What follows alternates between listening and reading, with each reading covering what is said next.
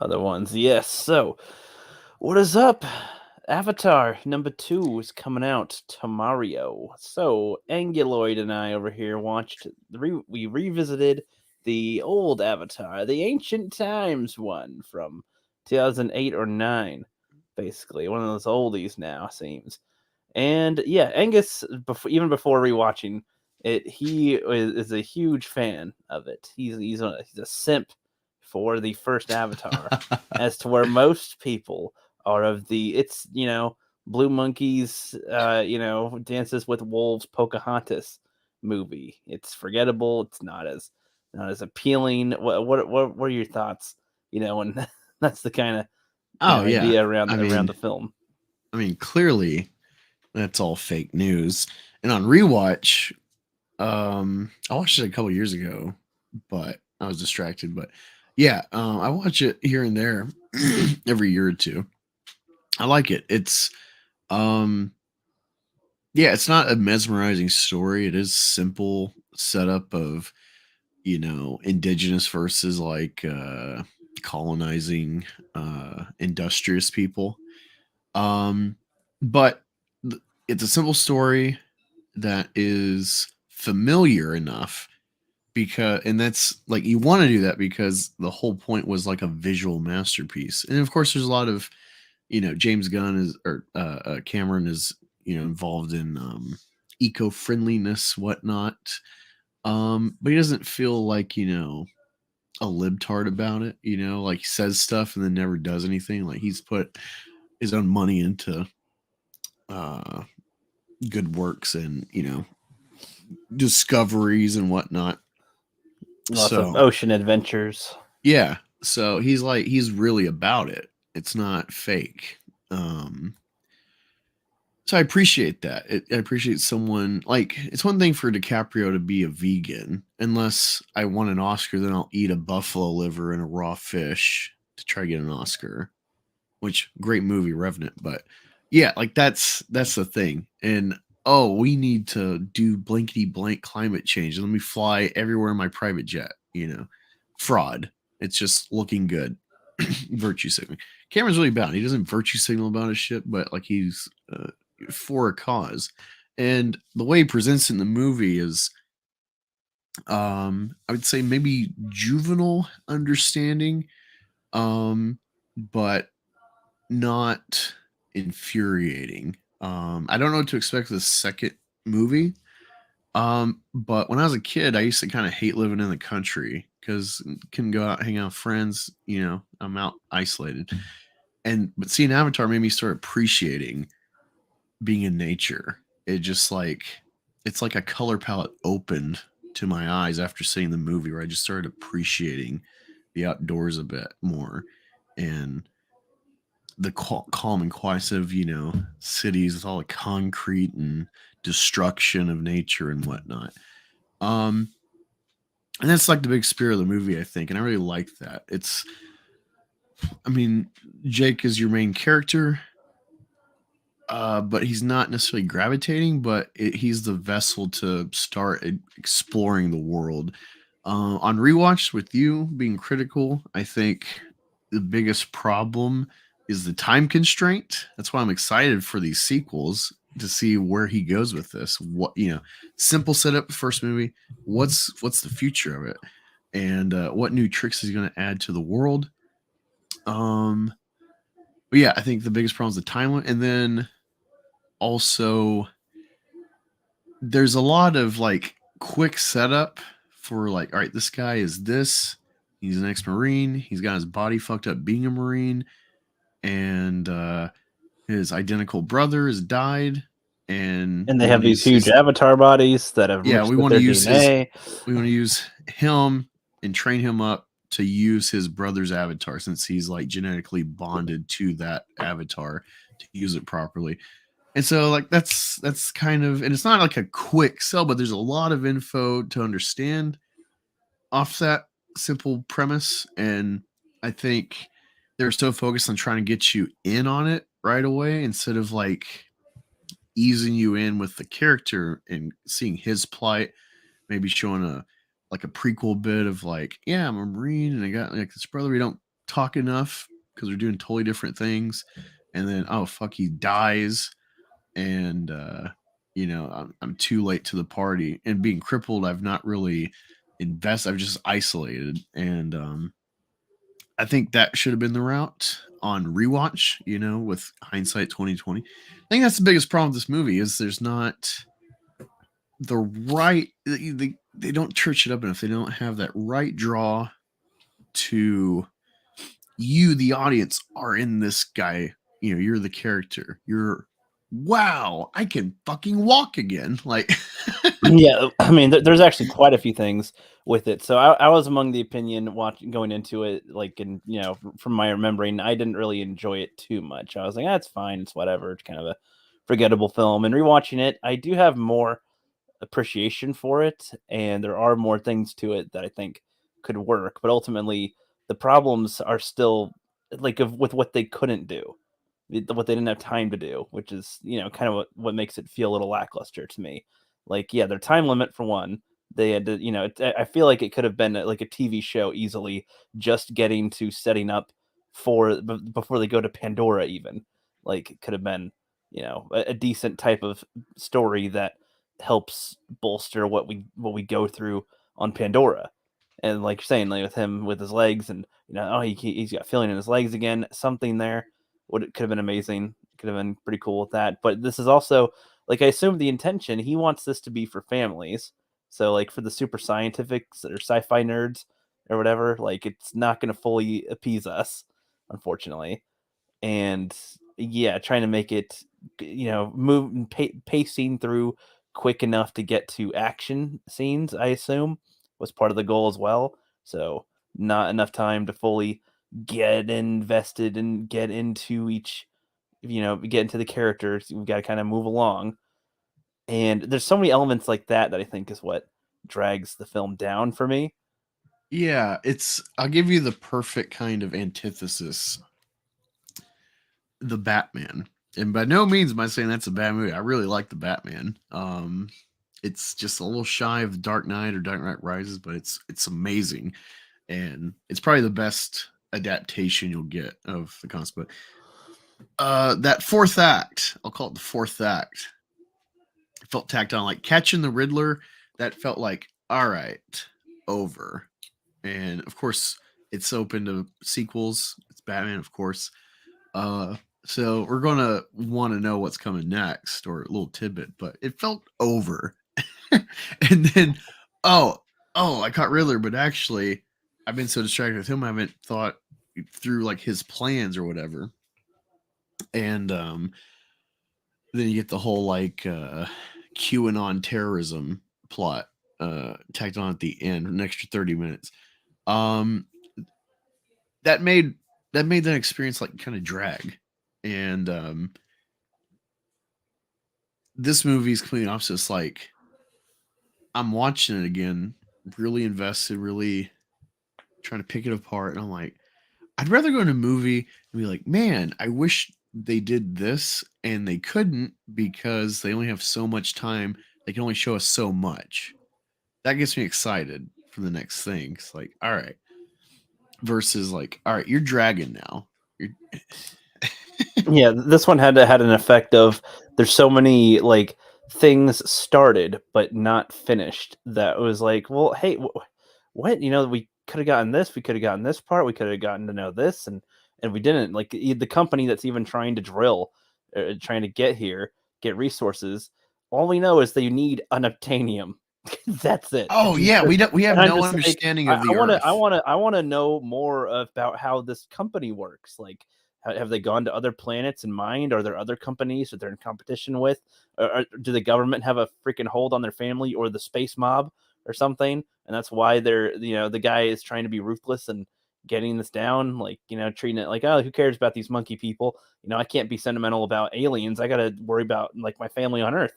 Like, something like that could be going on. It's just like, well, just a little bit, even the Marine, the head Marine guy, the commander, corporal, general, whatever, he, you know, it, he seemed to be adamantly fucking against these people. He's like, he's ready for war. Like, has he fought aliens before? Like, in this world, who knows? so much like intrigue Yeah, in that yeah. kind of stuff. It's not clear where he got that crazy scar on his head from. Exactly. It could have been a, maybe he freaking fought a xenomorph. Who knows? So um, he's ready for these people. yeah, that's the okay. That's the other thing on rewatch that I really pay attention to is there's not a real villain to the movie.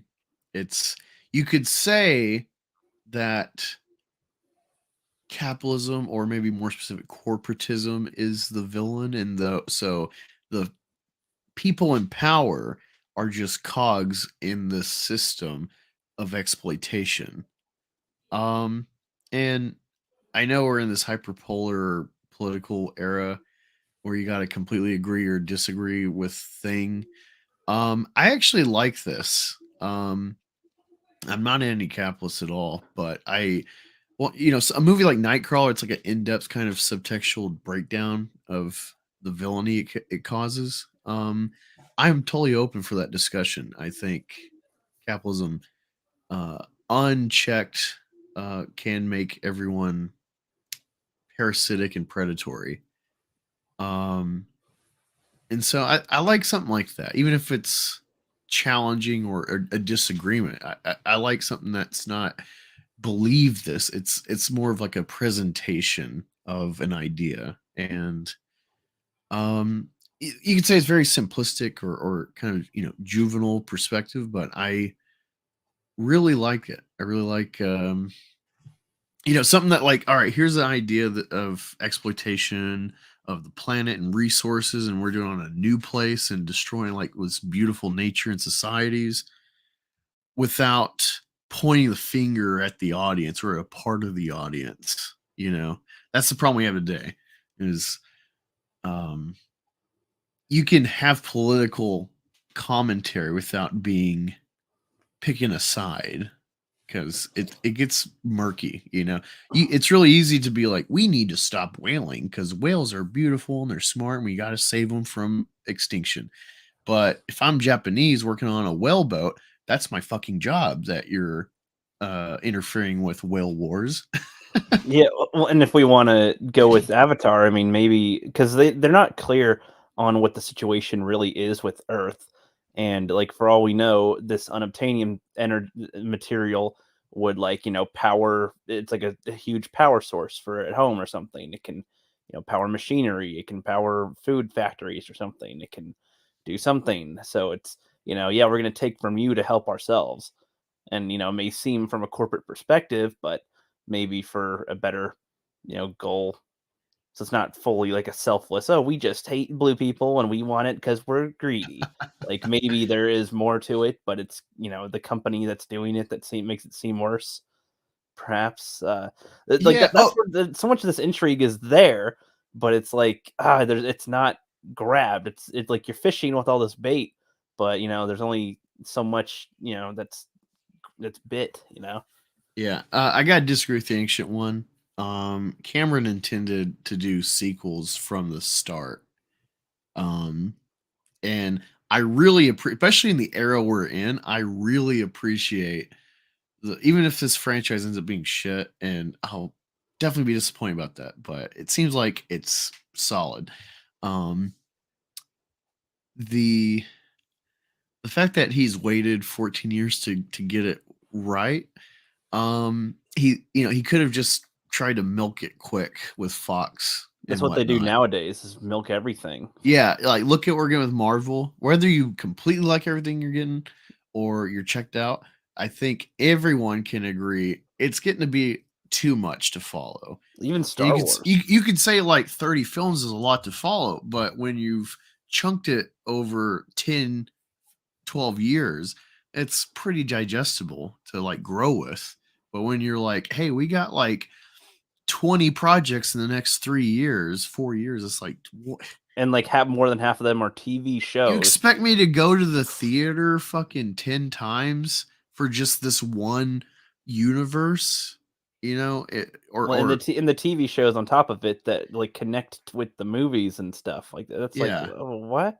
It's a tall order to Yeah, swallow. James Cameron has held back. He could have totally he knows Hollywood. He could have Like played into he it. was about to be the face of 3D essentially. He was like like Avatar kicked off a temporary trend of 3D films, Yeah, like 3D it's technology being utilized again, and he did not capitalize on it. And I think that was a good choice because that also one the craze died off too. He's trying to like perfect the technology for his other films, and that's whether or not people think it looks super duper amazing, like the quality hasn't gotten worse over yeah. time Oh, with and it. that's the thing too is the work that he put in to make Avatar. It's aged phenomenally well. There's only the biggest problem I had was like the sporces, the space horses they ride. Those look fake, but the Banshee, the big pterodactyl thing, of course, the Navi, everything looks good. The trees, everything looks seamless. Um, what is this? 14 years later, it still looks good. Besides like certain times with lighting or like the angle, the like sheen of like the kind of reptilian skin of everything, or like the amphibious skin, But it's like it's not rendered considering, brighter. these are all CG essentially people the whole time. Like the whole thing is pretty much CGI. It doesn't feel as CGI as other things do these days now. Like when they try to do too much. Like Also, this is like looks cleaner if anything. It doesn't look as even when he has mud on his face, it looks dirty. It dude, looks that like looks mud. It looks really like good. mud was on his face for real. Like you put mud on his face, and Yeah, and that's an impressive also, feat. something else that I've picked up on is like, oh yeah, the Navi, that's like cool. Um, Rule 34 material, but like watching it again, I'm like, God damn, the material is like really freaking hot. The one problem I got that we talked about is like, maybe it's just this specific tribe, but I'm curious if there is a body range, and not that I'm trying to be a body representation, but it's like, wonder if there's Navi with big titties or like big asses, like because it's Yeah, like or everyone's bald. kind of got the same build. Like, what there's And I bald wonder, Navi, like yeah, I in wonder if there's general. like, oh, these people are up in the mountains. Uh, they're more like burly Navi versus these like very feline, thin bodied, Yeah, like forest dwellers. or if there's some that are like in a pretty safe area, like an island or something, and they are like fat because they don't have to, they got all their growth or something. There's veggies they can veg out on. Well, yeah, no, you Like, get a tribe that has become like Egypt or like Mesopotamia, where they start like agriculture and not just hunter gathering. do they have slaves? Like, do they Dude, have a hierarchy of Navi and then different divisions? Like, it's hard to say. Their planet seems to be smaller than ours, but they had like what they had a couple of tribes, like a dozen tribes, like 2,000 the total. the Pandora moon is supposed to be 3/4 the size of Earth. Yeah, and like they didn't gather, but we can assume they didn't gather every tribe on their planet to fight. They Tim, only gathered a few. It's like my whole life is blown. yeah. The blue people are from Fortnite. Exactly. Yeah, I'm really excited because I got the McFarlane toys, Jake Sully's Banshee. I always wanted the Banshee toy when I was a kid and the pterodactyl toy, and you're gonna spend over $100 to get them from like that release now on eBay. But yeah, I just happened to be perusing Best Buy and I saw Jake Sully's Banshee. I'm like, oh my fucking god! Like, I don't know if I'll But ever take it out of the package or if I'll flip it on eBay in a year or two, or if I don't know. I'm really excited to have it. At worst, it's a good investment for a few years from now, but I'm really happy to have it in the meantime to look at. yeah.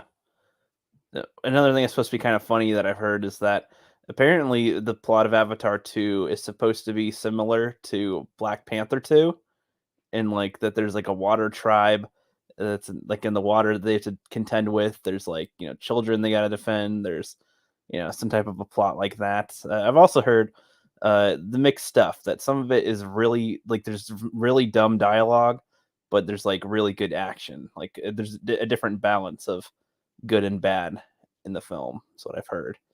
anyway Yeah. for the second one. And that's the thing. That's what's funny too. A lot of people think like, what else could you do in this world with There's so Avatar? much. And We then barely scratched the surface. I'm like, I don't even think they'd need to stay on Pandora if they didn't want to. Like they could go into space and do other things probably, but that could be. That's an idea.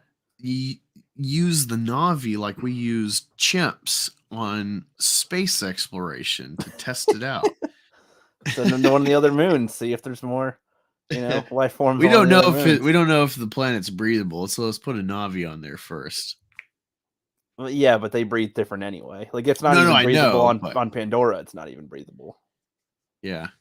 Which is I like that detail. And what's cool, that adds a little badassness to Stephen Lang's fucking Marine character because instead of be like, soldier, go do that. He's ready to go, pulling his fucking pistol off his hip, plop, plop, plop, grabbing a rifle, holding his breath. He does it multiple times in the movie. I was cool little detail that they didn't forget of like, yeah, you can't breathe this. One thing I really hated, and I've never liked it, but I really hate it now that I'm older, is his like mega warship, the cockpit. They have two separate cockpits for no reason. Horrible design. Ugly. I hate it. Two cockpits in that they are there's a divider between them He where has you'd to have like to walk around and talk to the other pilot or gunner or wherever the hell he is. And it's like, why wouldn't you like if you see a for the audience, like airplane scenes of like the movie Flight, for instance, a cockpit scene, or like Airplane, two pilots are next to each other. All right.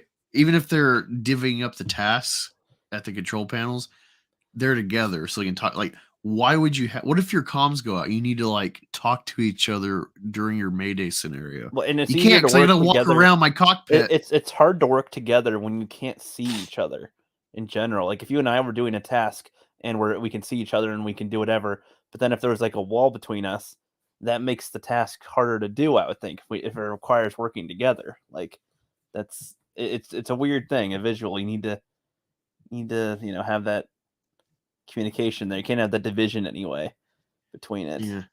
Ryan I'm Coogler not gonna go should. see Black Panther 2, but I don't blame Ryan Coogler. Apparently, him and Chadwick are actually like friends, and so he's trying to respect it on like a personal level, while continuing the series. And I'm totally fine with not recasting. It's like don't recast. Like if Hugh Jackman died, then you should like never recast Wolverine. But he didn't, and he chose to walk away. So if they recast Wolverine or new iteration, whatever, I'm totally cool with it.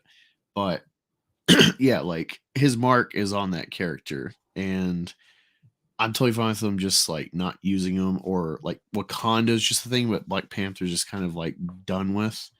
But also, I think he died before they filmed anything, so that's another problem. And we've seen what happened with Rise of Skywalker, where like they were stuck having to try to write around Leia being alive, so they used old footage, and yeah, that was a nightmare.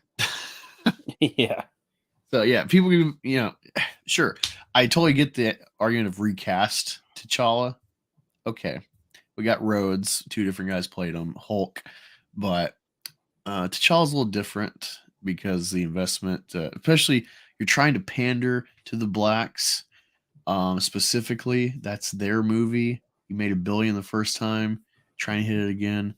A lot of factors. I think they did the right angle with how to build off of this guy's dead. Yeah.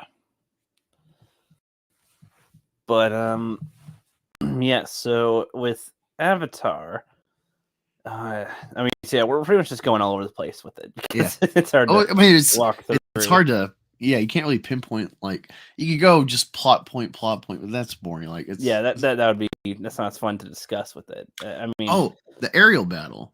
I really liked it on rewatch with like really paying attention as an adult because, I said like, I wonder if anyone's done like what did you call it? An anatomy? an autopsy. Autopsy, yeah, autopsy, a battle autopsy of Avatar, because it didn't feel stupid. It felt like, all right, they're fighting space helicopters, and like a space shuttle about to drop a bomb, and only one guy knows any of this tech to any degree, and that's Jake Sully. And so clearly he's a leader, and he's made a huge alpha move, acquiring that pterodactyl thing, to gain the favor of the Navi after him, being essentially a spy or a snitch or whatever, a double agent. Yeah, nothing in that felt stupid. The one thing that was stupid was fucking Michelle Rodriguez, who I hate. She looks like a Neanderthal. Now She I didn't paint- notice this all the years I've watched it. She painted her fucking chopper with stripes, and she even put the paint on her face. It's like, all right, one or the other, but the fact she did both, like, wow, you had a lot of on her time. face, I think it'd be fine. War paint for a little bit, but on her whole like that's what you were doing, was you were marking your ship so that the enemy knows you're the enemy. Like, that's so Yeah, stupid. I mean, clearly it was a thing for the studio or Cameron to be like, hey, this is how we're going to distinguish her from all the same choppers. She's like barely even in the fight scenes anyway, so it's stupid. It's pointless. Hey, dude, you haven't watched Stranger Things, have you? No, I have not. All right. Well, the first two seasons are pretty good. In the first season, there's like this throwaway character, Bev Bell. I can't remember her name. This kind of fat redhead, and she gets killed in the under. I can't remember, the upside down or whatever the dimension is these demogorgons are coming from. She gets killed off real quick, which is kind of funny because normally in this horror 80s shit they kill off the whores and their lovers, not the virtuous I'm being a good girl, character. And they killed her, and I was like, thank God, fuck this bitch. They killed Velma. Yeah, I No. love it. I love it. They killed her. And then there was this whole like justice for Blankety character. And it was funny because the writer's like, oh, we might not have done that if we knew people were going to like her, which is funny because it's like clearly they didn't write her to be cared about, like she's just a Right. But yeah, yeah. So my point with that is you never know. The amount of screen time character has never really translates to like, oh, people really love that character. And it's like, you might come in to be like, what? Really? That's who you cared about? That's who you're pissed off? They killed that. Whatever. I loved it when she died. I was so happy. I fucking hate Michelle. It was Michelle Rodriguez. Yeah, her character. Oh, I loved it in Stranger Things too. But yeah, but we're getting back to the topic there. So, with Michelle Rodriguez's character, I mean, a lot of people like Michelle Rodriguez, and I get it in a way, but I also don't. None of her characters are stand out to me. None of them are amazing. She's always kind of a bitch.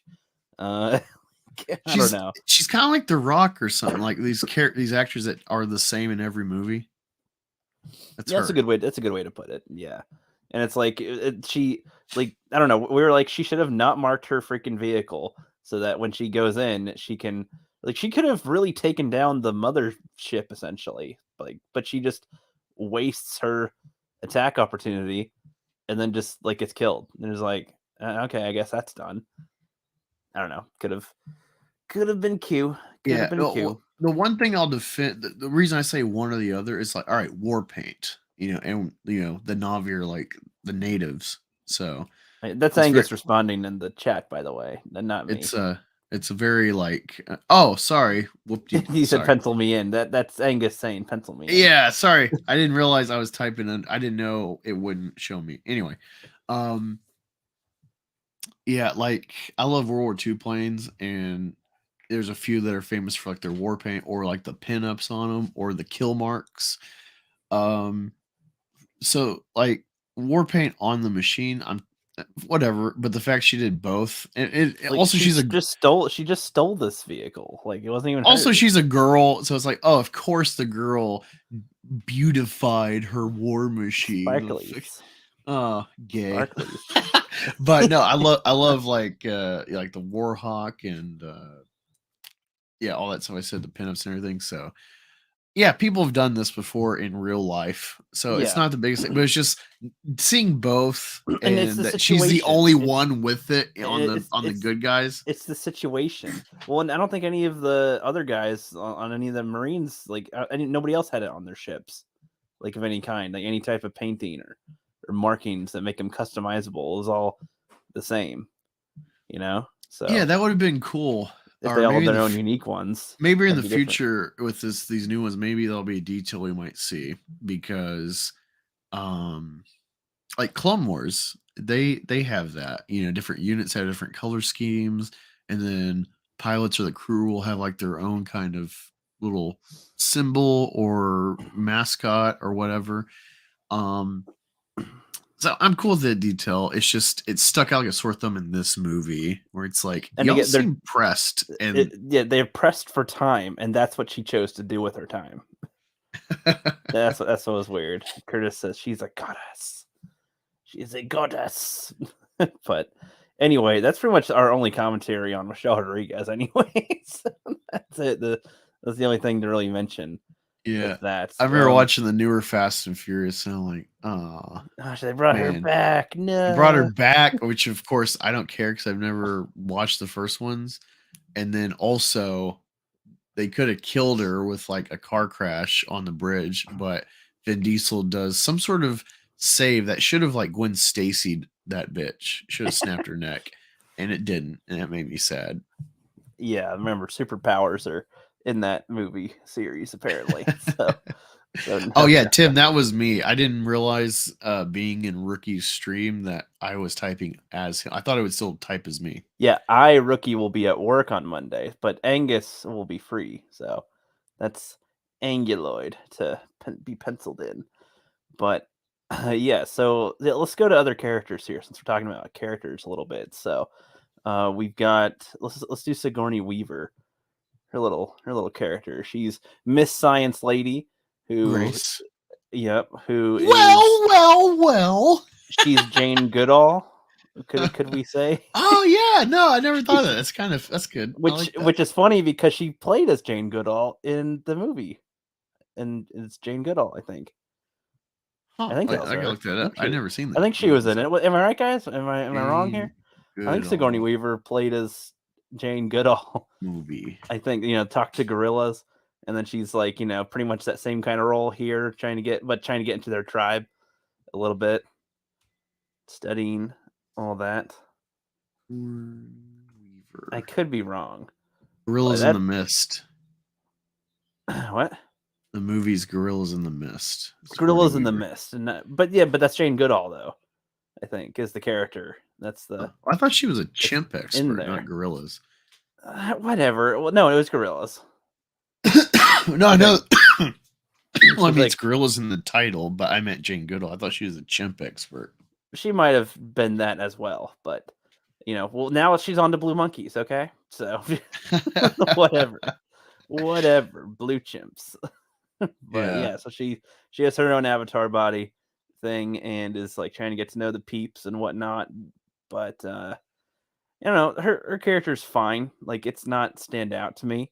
It's just like Oh, my honestly, friend I think James I think Cameron's doing a science movie. Of course, he's going to cast me. like I think anybody could have played the part. Like it wasn't. It's not like an Alien where her role was more significant. Oh, I hope Rose Tico's in this one, in this new one.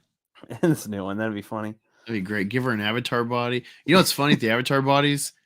What was his name? Nate, the Yeah, the dweeb from Dodgeball. yeah, the guy from Dodgeball. Oh, yeah, he looks worse.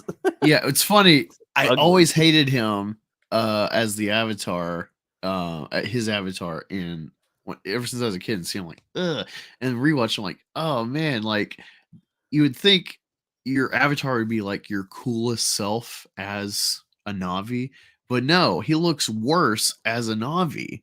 Whatever Um, avatar, whatever Navi mixed with his DNA must have been one ugly motherfucker. yeah, it's like, get it off screen, kill it. Like They took out Michelle Rodriguez. Her plane should have landed on him or something. Take him out. yeah, No. it was that really stuck out. Curtis says, spoilers, Twi'leks go to Avatar and get more blue skin. not a bad plot there. Ooh, yeah. Dude, that's a good Rule 34 crossover. Have Neytiri and the blue Twi'lek from Mandalorian. Yeah, not A bad. nice combo. Not a bad move, I'd say, right there. But yeah, I mean, I don't have much to say about Grace, about Sigourney Weaver's character. It's just she's science lady. She's really intense about it. I would, She's fine. actually, you're giving me, this whole like, man, there's so much they can do with this, and we're just barely scratching the surface, especially with like being nerds where we want like science stuff. Yeah.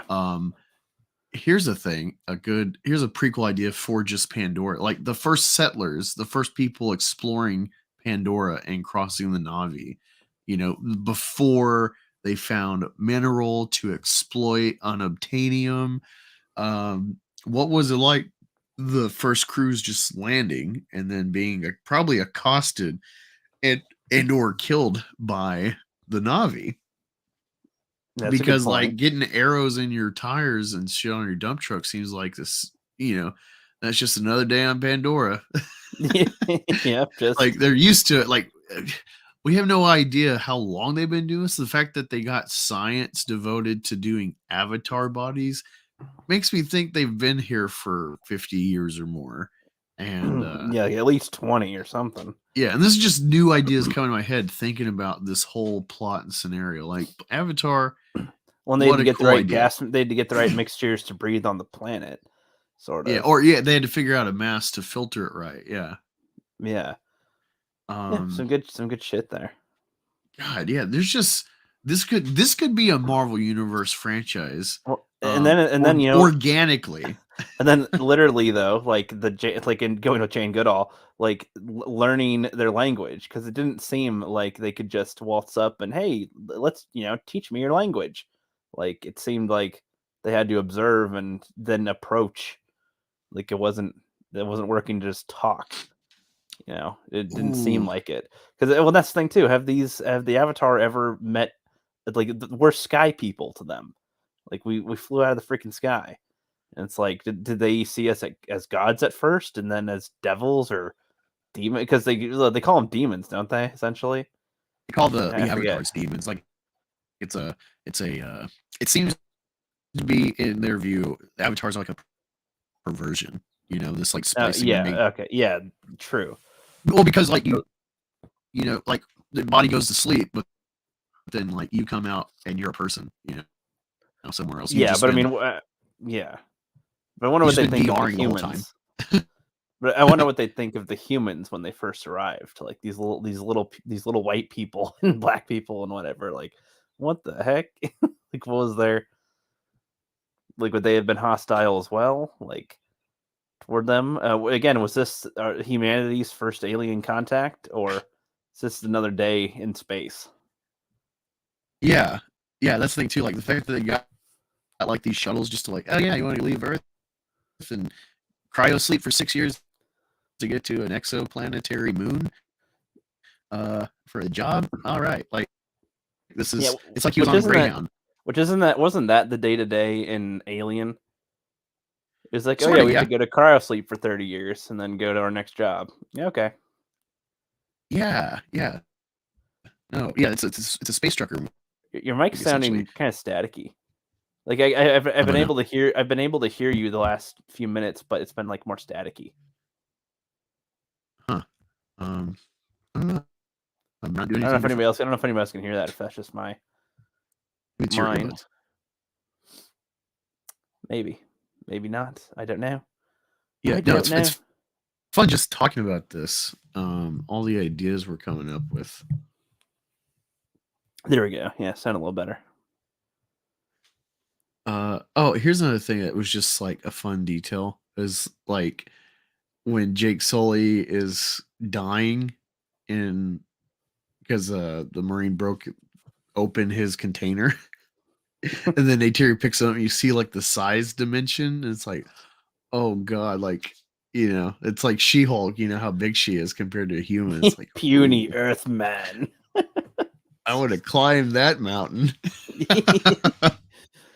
Yeah, well, I thought it was the I love concept the of. Navi. I thought it was a funny concept of her picking him up at all because he's also crippled, so his legs are, like, all floopy anyway, and so it's like, "Oh god, this is who you really are? Oh, no." Like, she's like, "Oh, no, you're not what I thought of at all, for a human." Yeah, it's D like, dude, you know. oh yeah, like you could totally have the scenario like Amaranth when she like I guess auction off or whatever, like people her simps paid to like hang out with her, and there's like videos of it where it's just like she looks so uncomfortable with these weirdos. Yeah. But, yeah, see, what about that? Like, would a Navi find a human attractive? Would a human find a Navi attractive in general? Or, like, is it just with the Avatar concept? Like, how'd they get the DNA from the avatars to mix to make avatars? Like, you know? Like, because they said Oh, that they mixed DNA with from the Navi to make an avatar body. Well, how'd they get that DNA? They jack well, off here's the a other Navi? thing. Yeah, there's all sorts of interesting problems with that to explore. But also, what if a Navi wants a human avatar? Oh, yeah, to go opposite. Yeah, grow a human. Can you make a human?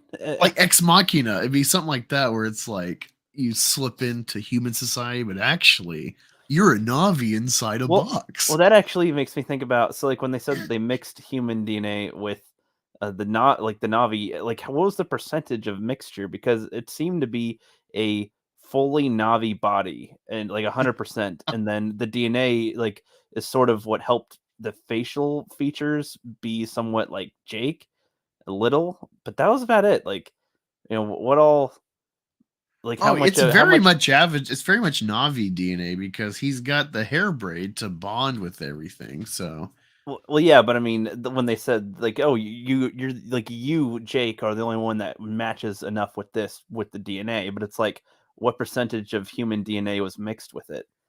Is would be my question. it's probably like Jurassic Park 3 when the kid is hiding himself with T-Rex urine.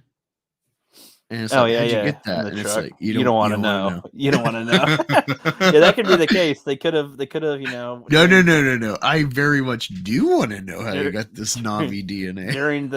during the weekly Navi orgy, a couple of space marines had to hide in the ground to collect the samples of the DNA to mix Yeah, no, or that's something. actually going with the whole like the first teams going in before they ever set up stations, and this is like, yeah, we got jobs here. Leave Earth and come to Pandora. Um, Collect more like unobtainium. the establishing on a primitive world with a sentient indigenous population, and then we're seeing so many years later, however many, that they've like, yeah, we got science, we can splice this and you can VR through a Navi body that you're bonded to genetically. And they even had like a whole um camp set up for for the avatar bodies to like play basketball and shit. yeah, it's like, um what was no it- yeah, there's so many angles you go with this whole, where do they get the DNA? Because like they have like essentially a slave camp that they're holding, to harvest. Do they have them under sedation? Uh was this like the Was there bloodshed at first? yeah, yeah, exactly. And it's just been so long now that okay, there's kind of they've been at a stalemate for a very long time, and just but they haven't like improved relations really either. Yeah, like the whole thing is like, all right, we're doing this so we can like essentially infiltrate, especially with the military involvement, but uh to blend in more to, ease the negotiations because we want to rape and pillage your land. And Yeah. they're all about, oh, here's the thing, thinking about the rape and pillage land, like the whole kind of the natives versus industrial colonizers. Um, a lot of people will like snub their nose or whatever at this film, think it's Dance of the Wolves, which of course we can talk about that in a minute. But I remember recently I was looking up something about Avatar, and it was an article from like 2012, and it was mentioning how different native people across the world um somehow have seen this movie and they really connected this whole idea of like living with the earth and whatnot.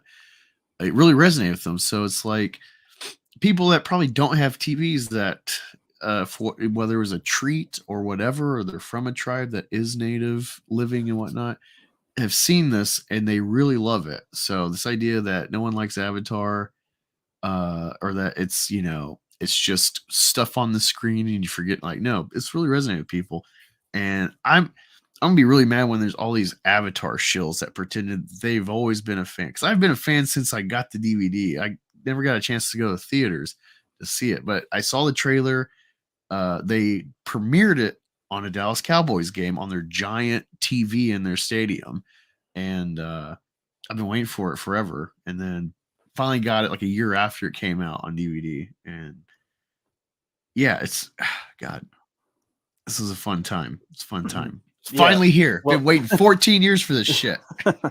well, and I mean, thinking about, I mean, yeah, that's cool too. I mean, I saw it when it was in theaters. I And could have died you in know, Afghanistan and never got to see yeah, Avatar 2. yeah, I think there are people. I think there were people. I might have to look this up to double check, but I think some people killed themselves because they cannot go to a place like Pandora.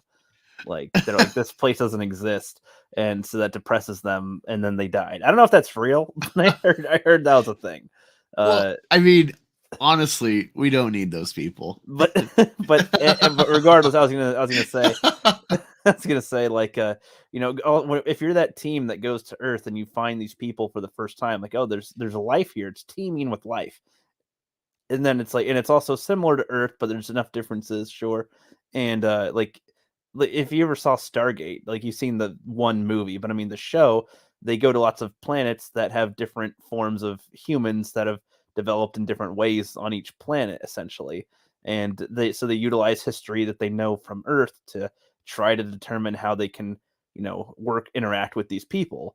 And so it's like, would they have associated like the behavior of the Navi as, like, Indians on Earth or something, or some like something in history, or are they just like, I don't fucking know. We don't. Why would we look in our own history to talk to these people or something? Like, would they use similar methods? Because you could pretty much, you know, figure out what you can almost predict how things will go based on history when you have a primitive species that you're dealing with, I right? assume that the Like, first exploration team, if there was not just like military people, if there was like scientists, whatever, I imagine it's probably like Prometheus when they find the engineers and David's like, being embraced by the engineer.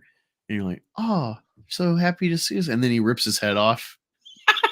I'm well, imagining like that might have been like the opening introduction well, with I the mean, Navi. would any of them have gone, okay, these people are just like the Indians or something? Or would they acquaint them to anything in our past? Or would they just see them as blue alien monkeys that are different than we are, that are primitive?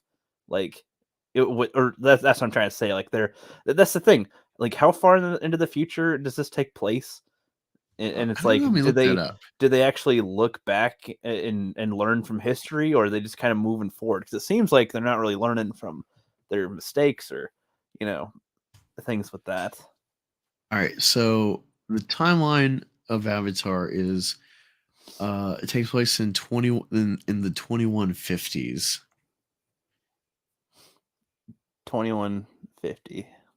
Yeah, so like 120 years from now, which is like, Yeah, so I'd say that's pretty. That's not like, that wouldn't be too far removed. It's not oh, like I they're think it's way. I think it's very far fetched, because if you watch Alien that came out in 77 to 79, and you see like this idea of like 100 Well, years in the future, well, and it's like, look how slow we've gotten with technology, where it's like, dude, interstellar travel like that, different solar systems, god, it's like 500 years away. wait, I get that, that's what I meant. But I meant for, like, with their understanding of like how to communicate with them is what I was referring to. But Oh, I like, think once you meaning, figured out they're humanoid and sentient, they got a language. I mean, if you had scientists, they'd probably initially start thinking about monkeys and apes, non-human apes, and then seeing a actual vocal language, well, and then use of work animals like horses, I think you'd get in this kind of like Planet of the Apes territory of like, all right, these are people to some Well, extent. I was gonna say, like, would they bring like Native Americans from Earth to the planet to, as silly as that might be, Whoa, but it's like whoa, whoa, Rick, wait, think this out, rookie. All right, we've already shoved all the Indians on the reservations. We're talking about 2150, I'm and just they're okay. they're they're, If they're trying to exploit a new planet's I'm just saying, resources. I'm just They're saying, exploiting new space Indians they're for resources. America. They're Do you for think Indians America. are even alive at this point in 2150 when we're digging up unobtainium Theoretically, off of I Pandora? don't know. I'm just saying, if they were, and they didn't bring them there after discovering that they're At like, this point, people it would a be native like it'd be people. like Star Wars, where it's like the Jedi. Oh wait, the Jedi. I've heard of that. Like Indians. Oh, we have stories about those things. I think they were real. I don't know. I don't know. Hey, Rev Kev. Good to see you, buddy. What a But perfect time to hop in. but anyway, just like I'm just trying to think about like if we're using Earth as like our point into our science fiction film here, utilizing what you could with it, but it's hard to tell based on what they show because yeah, it's just another day and they're so ingrained into this. And yeah, I was under the impression that Earth was dying and they were trying to repopulate in other places, but then it was like, nope, we just need to get the special space rocks. And I was like, that's kind of a lame premise to me. Like Yeah, no, as far as that being the extent and not explored more. But if we get more like stuff to fill in some of the answers with it, or what unobtainium can be used for, or something that could help bolster the first film. A lot of things in the future ones could potentially help bolster the first one. okay, here's the thing I'll add with what you're saying, that I think might help navigate, like get you on a kind of train of thought. And it's not an answer necessarily, but Neil deGrasse Tyson on Joe Rogan, one of his times, like I don't know, a couple years ago when he was on. I know he's on recently. I'm watching it right now, but he was talking about I think Rogan was talking about like SpaceX and privatizing NASA. And he's like, no, you do not want to privatize NASA. Like you need the government to do certain functions. And he used colonial exploration as the example. He's like, um, private business innovates after the government goes there first. So, like, no one was going west past like Appalachia. Appalachia was the frontier after the Revolutionary War. And then they bought the Louisiana Purchase, and Lewis and Clark went out west. And after that, and they came back, then that was a whole government funded venture on top of buying the land in the first place. Then people start going west. Then you get California. Then you get St. Louis and Utah, all that. Oklahoma, same thing. First, it was just that was desolate. Throw the Indians there after we kick them out of the South. And then, all right, we're going west. We need new land for the settlers. So let's homestead everyone. And that's when you get the Sooners. Um, yeah. So, like, taking that idea of like government's always funding the unknowns, and it's partially just ultimately that exploration, they're trying to find a better trade route to India to like beat the competition. They end up finding all new land, but that was the main incentive, even though it was like, oh, all these possibilities, but ultimately it was trade. It was resources. And so think about that reality on Earth, how that works with Pandora, where it's like, yeah, I think, first they find this planet, and then it's like, all right, it's close enough to a sun or a star to be warm enough to inhabit life. And then it's like, oh wait, it does have vegetation, it does have life. And then, oh, it has indigenous, like, sentient people. And then you keep going. Then it's like, at some point they're like, instead of trying to communicate with them and whatever, these people were just, I guess, content with their lives living off the earth. Then they start digging themselves, finding resources. And then it's like, haha, now we have a reason for business to start privatizing Pandora exploration. But Yeah, I think that would be a lot of cool backstory, whether it's in book or comic form, if not in a film, would be to explore that like progression. That Or stuff video interests me a game lot. even, there's a lot of a lot of Oh mediums my that could god, expand yeah, this. new Avatar RPG, like open world, like Assassin's Creed or something. That'd be amazing. That'd be tight. But yeah, like hearing this, like, that sounds like such a cool concept.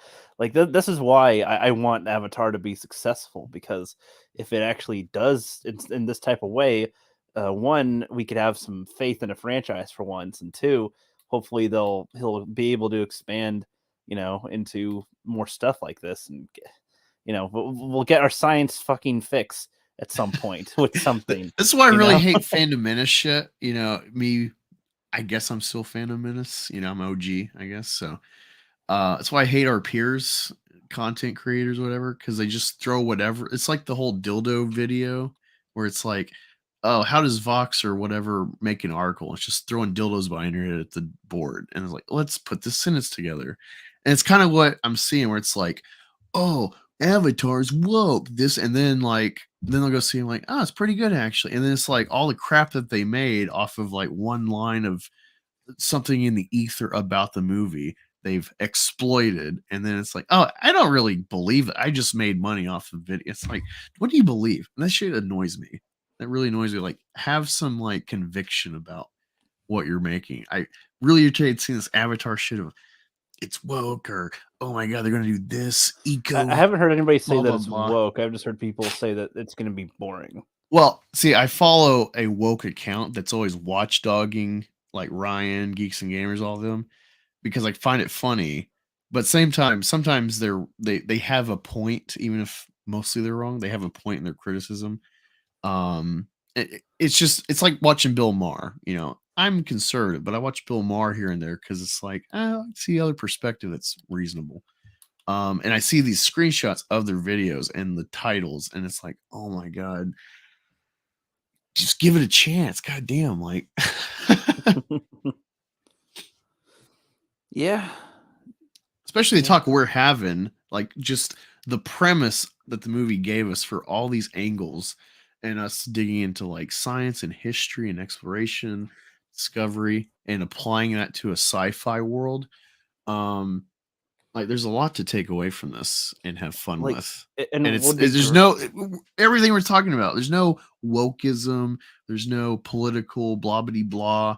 It's yeah, just like this is a fun science fiction premise. apparently Avatar 2 is going to be like a good like father figure type of father son movie as well. But yeah, Hey, I'm all for it. but I mean, yeah, like what I also think would make this more interesting compared to other sci-fi is that it's not like it doesn't have Star or Wars in its title for one. It's not like your typical space title. It's called Avatar. Like it's original enough name on its own, and its premise isn't like like its first film wasn't about space battle, and it wasn't about look at the cool laser weapon technology. It was really more about look at how cool this world looks. Look at how like these people look at Yeah, it yeah. was it was it was like a more simple type of approach where to expand it in time can fill it in naturally. And I guess the closest I could compare it to would be Stargate, but even then this would be different for a premise. It's not copying Th- everything that's happened before. It's its own unique little world that I think would be fucking refreshing as fuck to see for once. this is exactly. I didn't have the words for this back then, or what I was trying to say earlier about how it like opened my mind. I never had the right articulation. You're on the right path. What I'm thinking, this movie, I never thought about it in this way, but yeah, there's not really the technology in this film is like whatever. It's the world, the nature of this fictional world and the ecosystem. That is the appeal of the movie. And that's exactly what I mean when it's like without understanding that back then, that was what like kind of opened my mind to start like appreciating the real world of nature in the country as a kid. where I'm like, oh yeah, this hour-long bus ride because of like how far apart these houses are to pick up kids on my country route.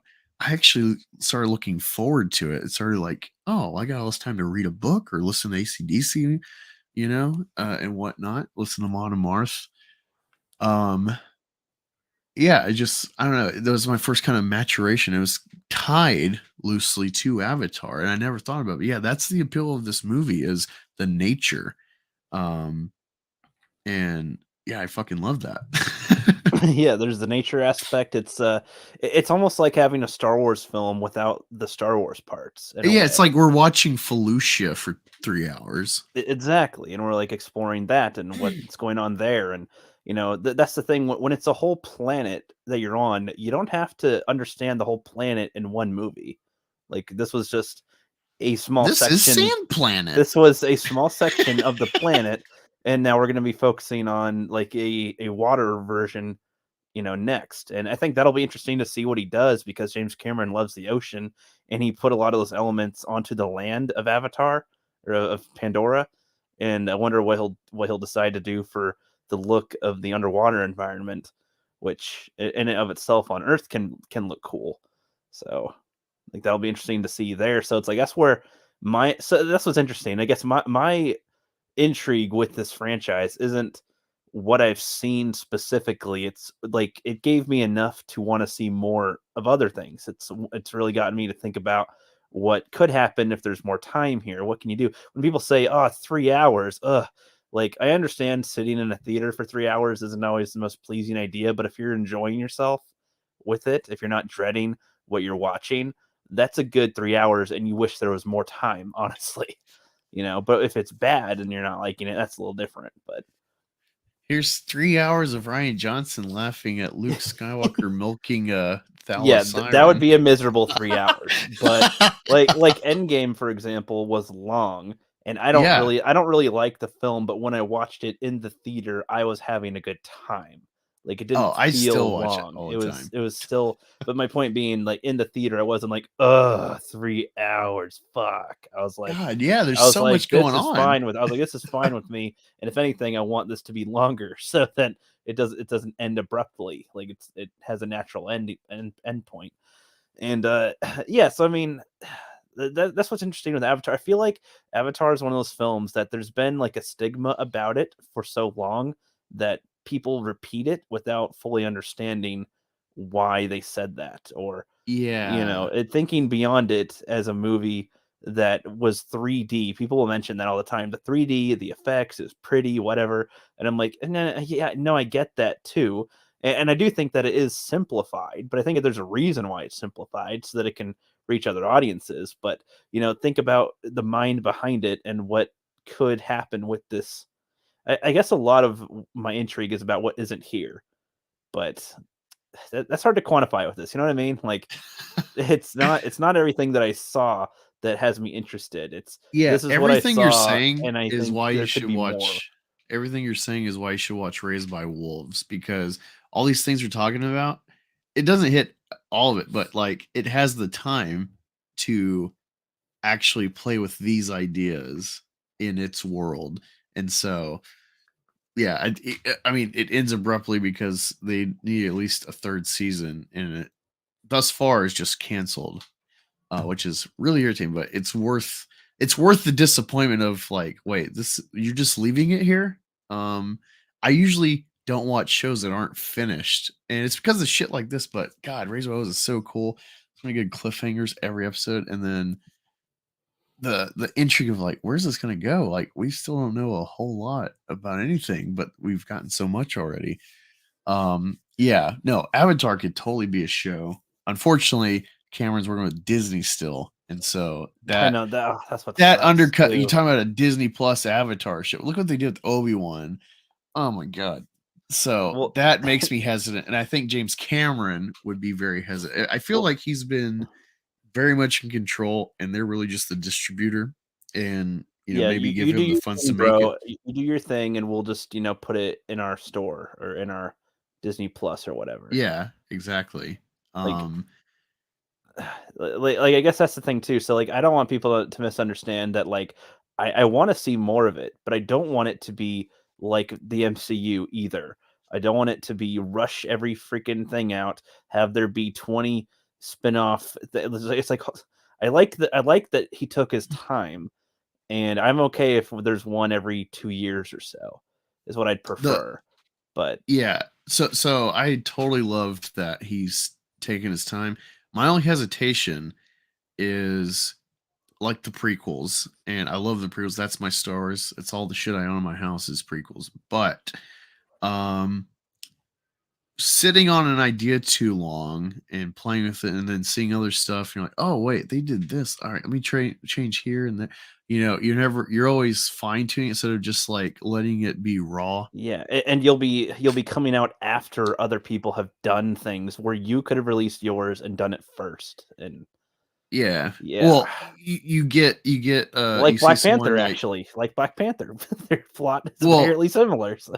you see things like how would I say this? You have an idea and then the convergent evolution of like creative minds. Someone else does your idea and you're like, all right, well, I gotta change it so people don't think I'm copying. And it's like, no, no, no, this is your idea. Just stick to it.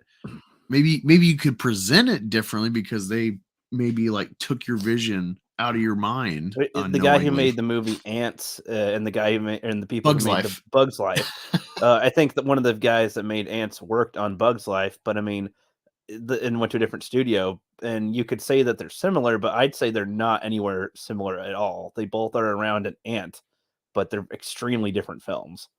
Like they're not the same experience. They're No, dude, it's got very an ant. different. It's totally the same. It's like Kimba and Simba. They're totally the They're same. totally the same. Yep. They totally ripped it off. Totally. I hope people understand the context of that type of joke. But Oh, it's like, okay, okay. well, you Uh, can do the dances with wolves thing now. yeah, Like yeah, yeah, we didn't yeah. fully go into Oh that. my god! All right, so Rookie hasn't seen Dance with the Wolves, but I gave him the kind of gist, I, you know.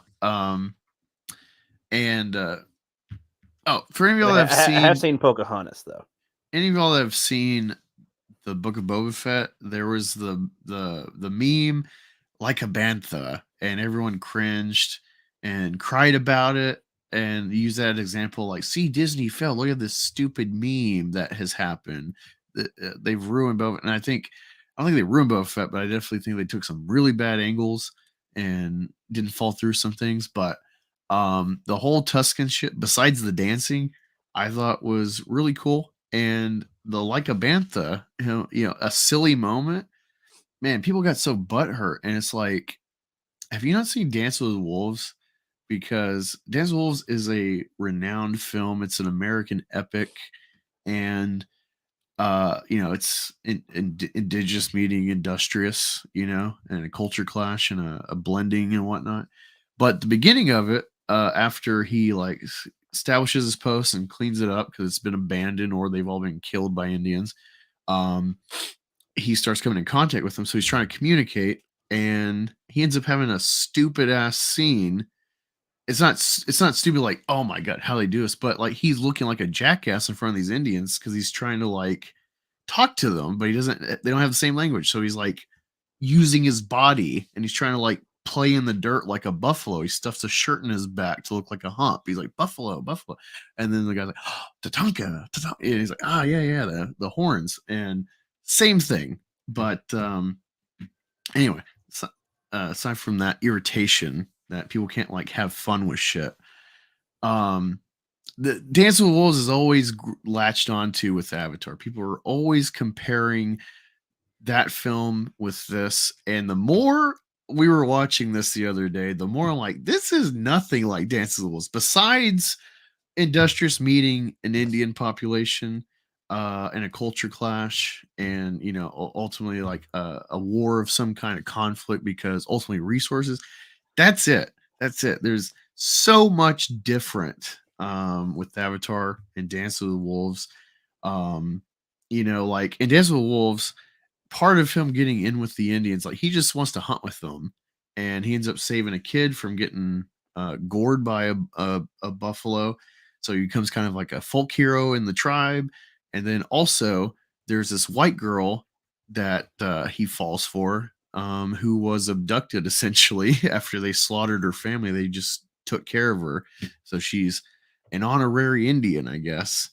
But she has enough English to be a translator, and so that's where like the love interest comes in, and that's kind of why he gets into the tribe on top of like organically associating with them because they're neighbors.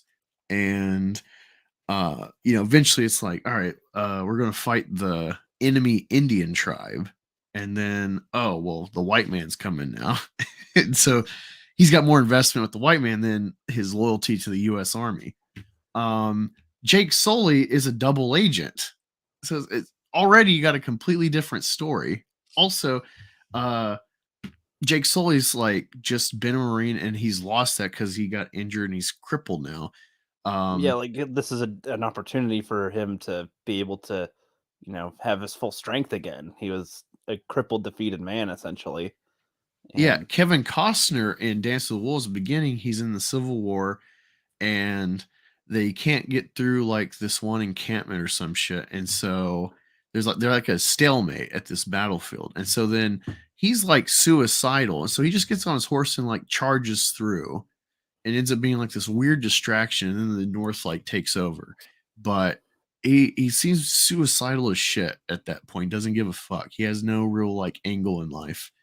And yeah, getting sick of this post and whatnot. He's kind of free. He's away from the noise of loud white man life. He's just out in the country.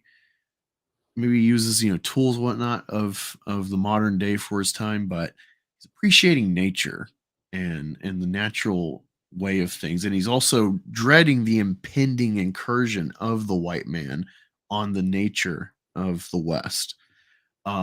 Jake Sully doesn't have any of that. He only gets that because he invests with the Navi after initially his whole plan just being a double agent. well, and I mean, with Jake, he's familiar with the marine life, sure. So that's how he is as he starts, and he can start doing things again. But as he's just in his Navi body and discovering how in touch they are with the planet that they're on, that I feel like that is a similar but different type of coming tune with nature than Dances with Wolves. It seems very fucking different in that type of way, and whatnot. Yeah, I like that, Curtis. Like, sees a wolf and befriends it, just like the Navi fly dragons. That's a good point too. Thank you. Yes, there's like very different. It's totally the same. Well, plus, I mean, the whole reason why the native people in on Pandora in Avatar seem to even allow him around is because of like how the seeds were reacting around him because Oh yeah. they haven't given him that much of a chance, like given the humans that much of a chance to ingratiate before. They talked to Grace at most, and that was pretty much it.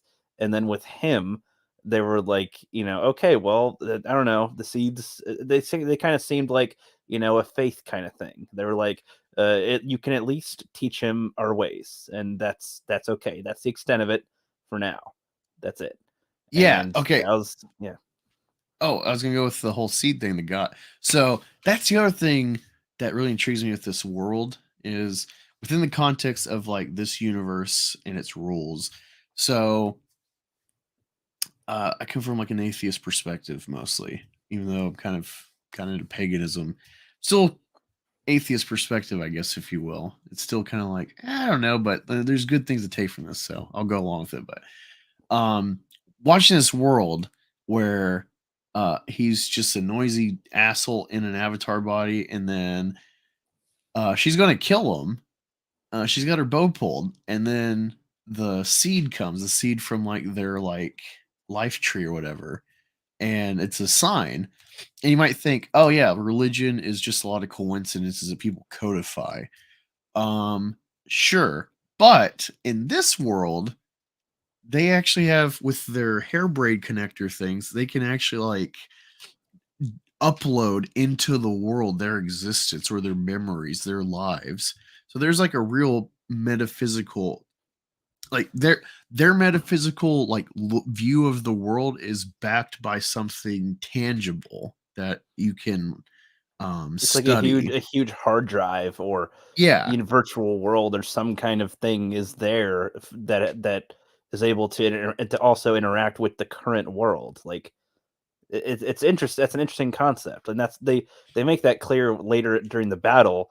They're like, oh, this responded or something. Like, I mean, I feel like I wish they didn't shout that out, but like that's for Oh people yeah, to understand. A was saved us. Yeah, Yeah. it's like, I would have taken that line out and just let it be what it is, happen. But yeah, like, the wildlife was responding to. No, we said this, remember? It's like I agree they don't have to like hit the nail on the head.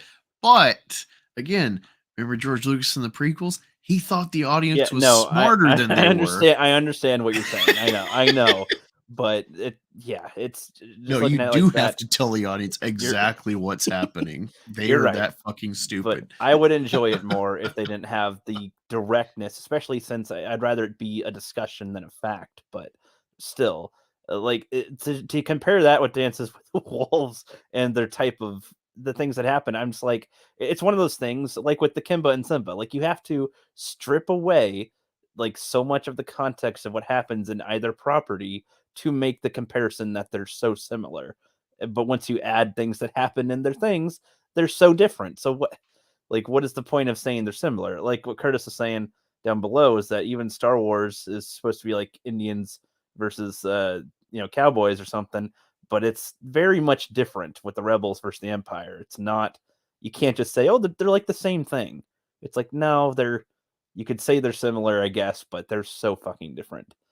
Like, Yeah, no, like that's why Star Wars is so good with Lucas was because um his own political bent of with the Vietnam War and everything, him being hippie minded, um, it doesn't cross into the film. The inspiration is like uh, you know we revolted against an empire of tyranny from the English, but with the Vietnam War, we've kind of become the empire. That's the whole sentiment that he was writing from. But you could look at it in any way with any underdog versus the established government story. Um, and so it's an all world story. And yeah, uh, with Avatar, yeah, it's definitely familiar. You could definitely compare it as a template to Pocahontas, Dance of the Wolves, but when you're like, it's just the same thing. Like, God, you're an idiot. Like, I hear that's like, oh, I'm not going to talk to you anymore. Like, yeah, it's like, I don't know, if people were to say that Lord of the Rings and Game of Thrones are the fucking same or something, I'd be they have like, swords there's and swords, dragons. magic, it's medieval based, it's the same. It's There's exactly the magic. same. It's like, no, no, they're Oh my god, different. they could not be more Fuck. different.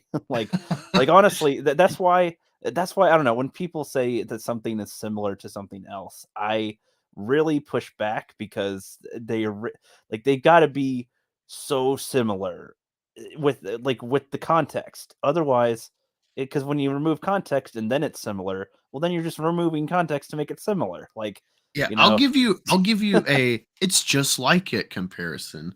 Um the Joker and Taxi Driver. All right. Not only is like aesthetically and time period the same, but also it's literally the same story. It's just inverted. It's instead of about a hero, a flawed hero, it's about a tragic villain. So instead I of guess I guess ascent, that's a it's a better way. descent. That's a better way to phrase it. Is that it's similar? It's a similar thing with an inversion. Like, Yeah. that's It's that's a better acceptable way to phrase it, I would say. Yeah, a more apt one is Top Gun Maverick is ass because it just copied Star Wars. It's Yeah, just fucking yeah, episode 4. we were Fuck making that lots of movie. jokes when watching a few movies. Like, this is just like Star Wars, because that's how a But lot of no, Top people. Gun Maverick is actually it's just fucking Star Wars. It's just a trench run. The whole movie's just about doing a trench run. Yeah, yeah, I'm not gonna see Top Gun Maverick. Yeah, don't. It ruins Top Gun. Top Gun's so fucking cool. And now Tom Cruise Maverick is just a cuck. screwing some bred out woman. Like, what? This guy can he get any forced pussy. he forced gumped. He's sneaking in. He's sneaking around so the daughter doesn't catch him. It's like, wait, are you a man? What? No. If Yeah, anything, you fucked the daughter too. Like, that's something there. But yeah, so so like with the Avatar and the discourse with it, I don't know. I would hope that people can relook at it and just remove the it's Pocahontas, it's Dances with Wolves, and honestly, so I asked this when we were watching it. I was like, so Angus, is Dances with Wolves like a bad film? Because everybody always references it as if it's bad to be like Dances with Wolves. Because if people were to say this is just like Star Wars, I don't know if that would be a good or bad thing. Like, I don't know. Because with Dance with the Wolves, which Star Wars? I've never heard Not the bad ones, please no. which is interesting because like I feel like this is something understood by so many of our peers, is that it's okay if things are similar to each other, but they're supposed to be different enough to be their own unique thing. Like Star Wars is not a unique story in what it's telling, but its world it's in, those elements make it very different experience. It's not the same hero's journey as whatever Joe Schmo hero's journey. It's different because of the world that they've made it with, right? Like it's Oh yeah, I mean, lots of heroes' journeys. The idea of the Force is more of like it's in your head. You're assuming the god or whatever. But in Star Wars, the Force is fucking real, and you can choke people with it. yeah, but it's like, so with Avatar, like people saying that it's like Dances with Wolves, I'm like, well, if let's say that it is similar enough, well, isn't that a good thing that it's doing its own story that's unique and in space, like sci-fi elements in its Dances with Wolves, or is that just a horrible thing to do? Like if you did Lord of the Rings, but it's more tragic than what happens in it, is that bad? Because that's Game of Thrones. Like, I don't know. Yeah, no, Game of Thrones is Like yeah. that, and The I like similarity is like I like Lord of the Rings, but I really hate how fucking simple and cookie cutter the world is that Tolkien made. uh like, oh, he's just king for 200 years and happily ever after, the end. It's like, wait. You know what being a king means, especially in a world where there's different races, like not melanin races, but actual like dwarves, orcs, goblins, ring wraiths, wizards. trolls, And you got to dragons, be fucking a king of a major house or major faction in this world. And also there's other like continents that the enemy hired as mercenaries, so you could get invaded. Like there's all sorts of problems to deal with. And that's what Game of Thrones is that idea of like Lord of the Rings, but actually thought out and not just some Christian idealism. exactly. You just had devotion to this ancient religion. Perfect timing.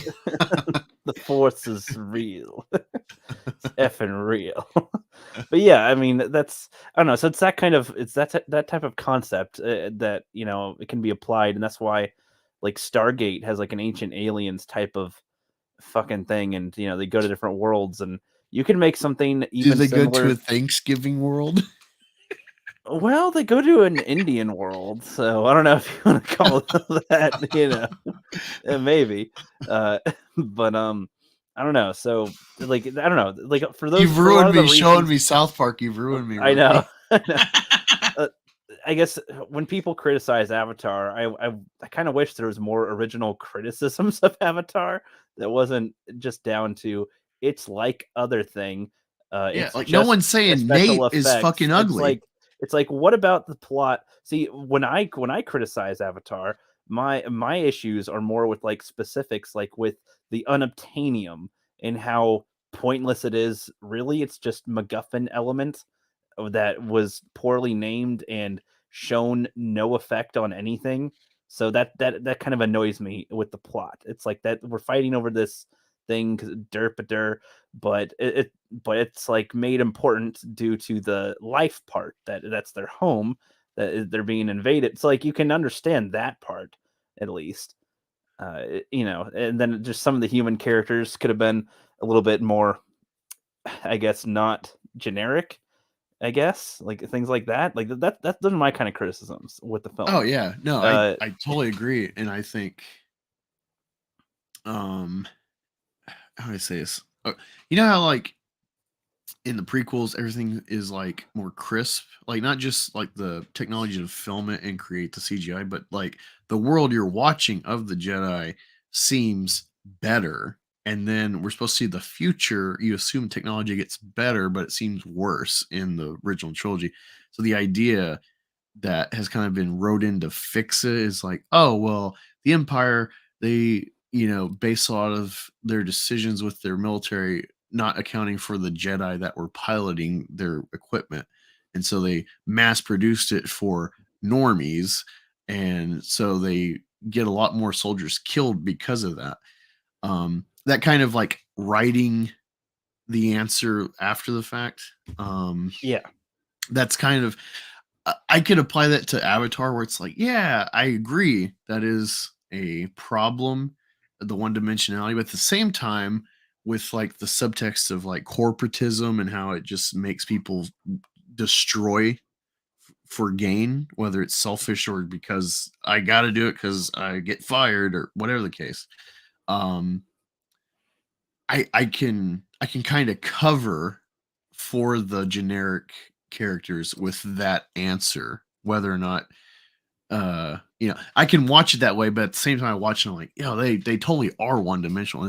I wish they were more fleshed out. well, I guess that's what I mean. Until we get more with them, then I feel this way. But there could be a film that fleshes them out more. But until I see it, this is what I feel about this film here.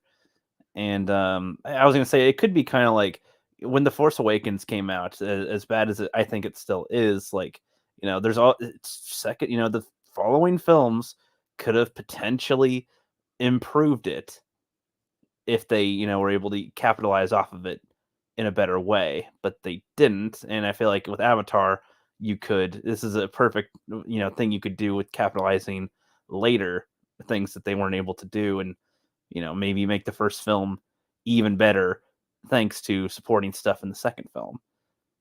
But we'll see. We'll see Yeah, about no, that. I agree. But no, I think I think that's probably just personally, it's a problem for me. Is the whole God element, AWA, and the life tree, and the uploading, the connecting with nature, um, with their braids and whatnot. I feel like if we were exposed to that and we're able to like quantify with science and see it in like the trees and the roots and everything, I feel like that would be a resource to exploit. If you're talking about like a corporation looking for business ventures, like, oh, how can we how can we apply this to humanity and we can like make a new drug, or like in Doctor Strange, there's that like rewind thing where you like rememory or whatever that they step on. You know what I'm talking about? Well, yeah. Well, that's kind of like Harry Potter with a pensive as well. You can like look. You can take out a memory and look at it in a bowl. Yeah. Yeah. I feel like with all the fact that they have science and they blend DNA to make these avatar bodies to VR experience, and to the point where like, oh, we got it down so that yeah, we with our blended bodies still have the connector braid to connect to nature and to bond with like the horse you get, or if you catch a banshee and it works. So they got it down to like the molecular level. um and I feel like if they are aware That's enough to without like that's almost that almost makes them more advanced in that terms than their oh, technology. biologically, yeah, they're on a whole new level, and I feel like that is the resource. And I feel like, especially in our modern day where we want like instant gratification, there's this whole question of like, will people just stop having sex because they're playing video games and they're in the metaverse and they're wearing VR glasses all day and shit, and you just do your job so you can come home and live your Blade Runner 2049 life with your virtual wife. um what better way to induce that in people than through biology? And the Navi would be the key of like, how can we manipulate this to drug humanity It'll to make be you want to to touch grass. yeah, like there's so much potential with the biological premise that the Navi have with their literal connection to their environment and their earth and whatnot. Um, Yeah, and and it's beyond a surface level connection. It's like well, I assume like when they're connected to an animal and the animal's killed, that really could shake them up, like feeling the death literally leave from them. And I think you're about to mention this before, but I think you went to a different point. Like when she had the opportunity to kill Sully, and she didn't because the yeah, because life the seed got in the seed. way. But then like when because I was commenting about how she was disposing of the dogs that were attacking her. I was like, well, I would assume there'd be a different method than just coming in swinging, your sticks around and stuff. But then she's like doing a little prayer after they're dead, like to just one of them. She's doing like a little prayer thing, and she was angry. She's like, "No, this is not good.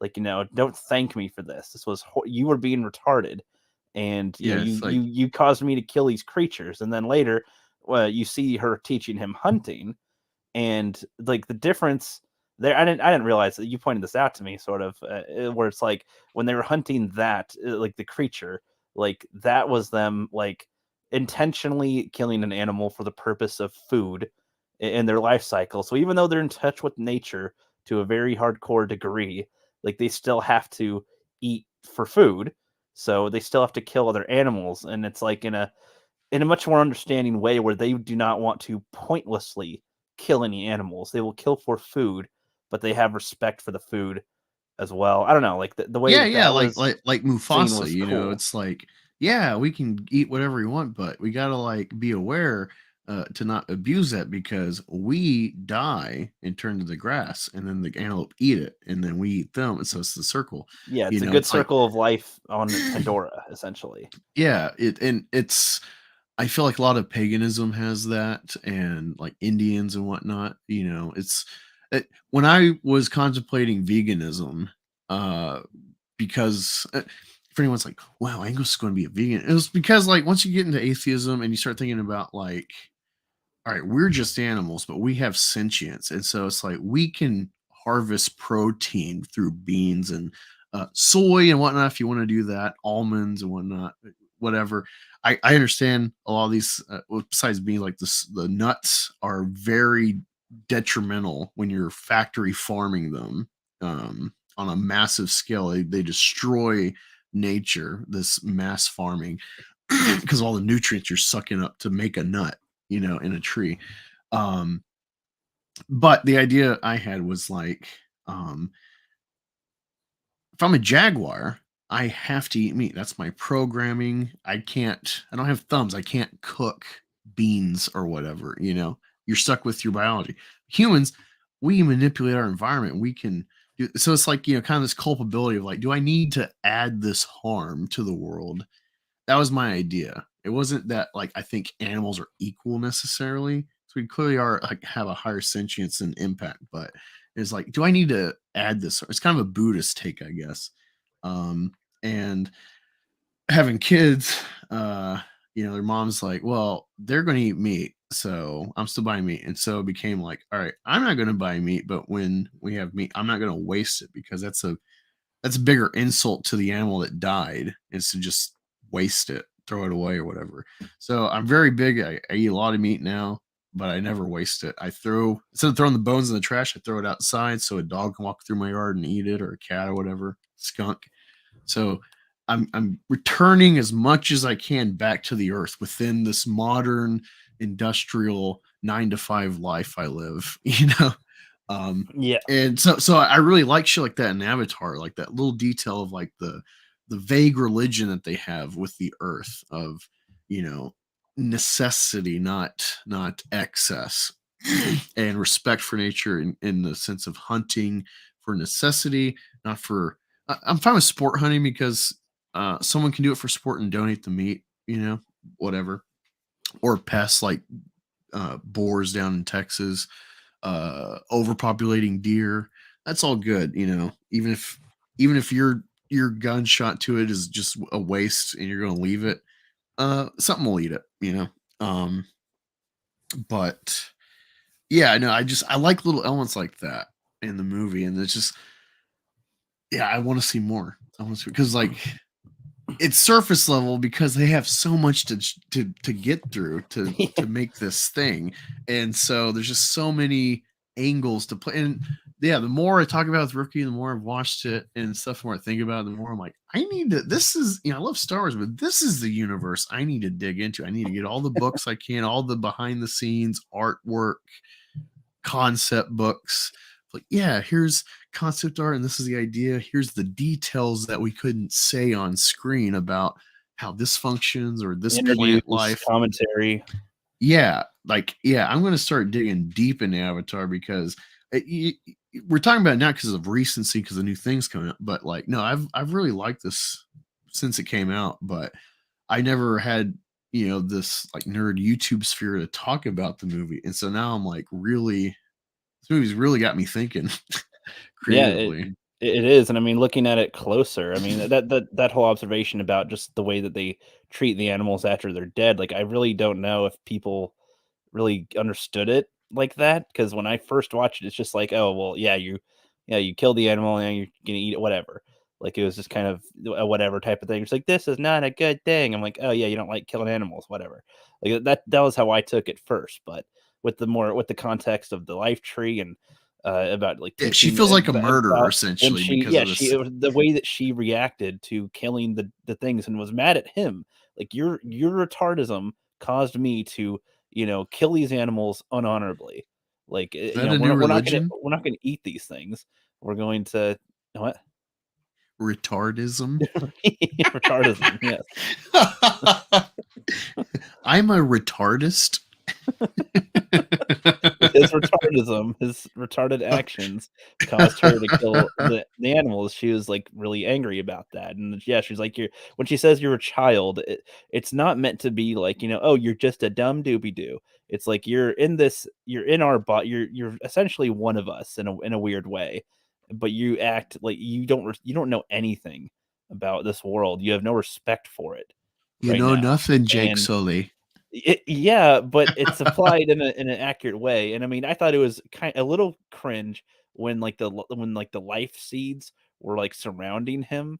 I was kinda like, this is like a Yeah, you're literal." really hitting it on the nail. Yeah, Well, it's it's like like, this is like a chosen one thing, yeah, when with the exactly. life with I wish it was a little bit more vague in how the life seeds sort of went his direction, but they literally, like, clung to him like a magnet, and I'm like, Yeah, "Oh, that's I kind of wish we had a really cut. cringe." I wish we had a cut to Kung Pao where it's like chosen one.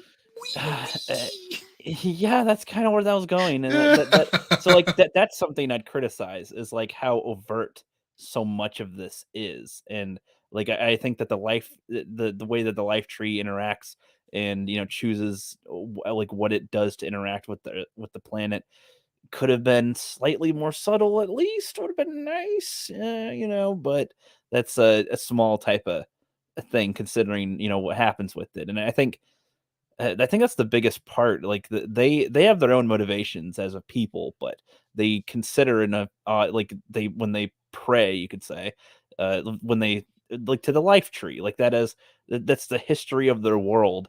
That's there. I don't imagine that it speaks plainly in any way. Like like, oh, you guys should do this, huh? Like Dude, it's not no Pandora entity, is going to be the but next Wakanda in the sense of all the libtards are going to be like, oh man, we should be like Pandora, blah, blah, blah. Yeah. You know what? Yeah, we should hunt for our food. Um, we should be self-reliant. We should be physically fit as much as possible, get enough sunlight. We should be in monogamous relationships and raise children with the mother and father and two genders. yep. Kind of like Wakanda, where everyone's like, oh, we should be like Wakanda because black people. It's like, yeah, they want to build a wall like Trump. They're pretty awesome. Well, I and like they it. colonized their own tribes within Wakanda.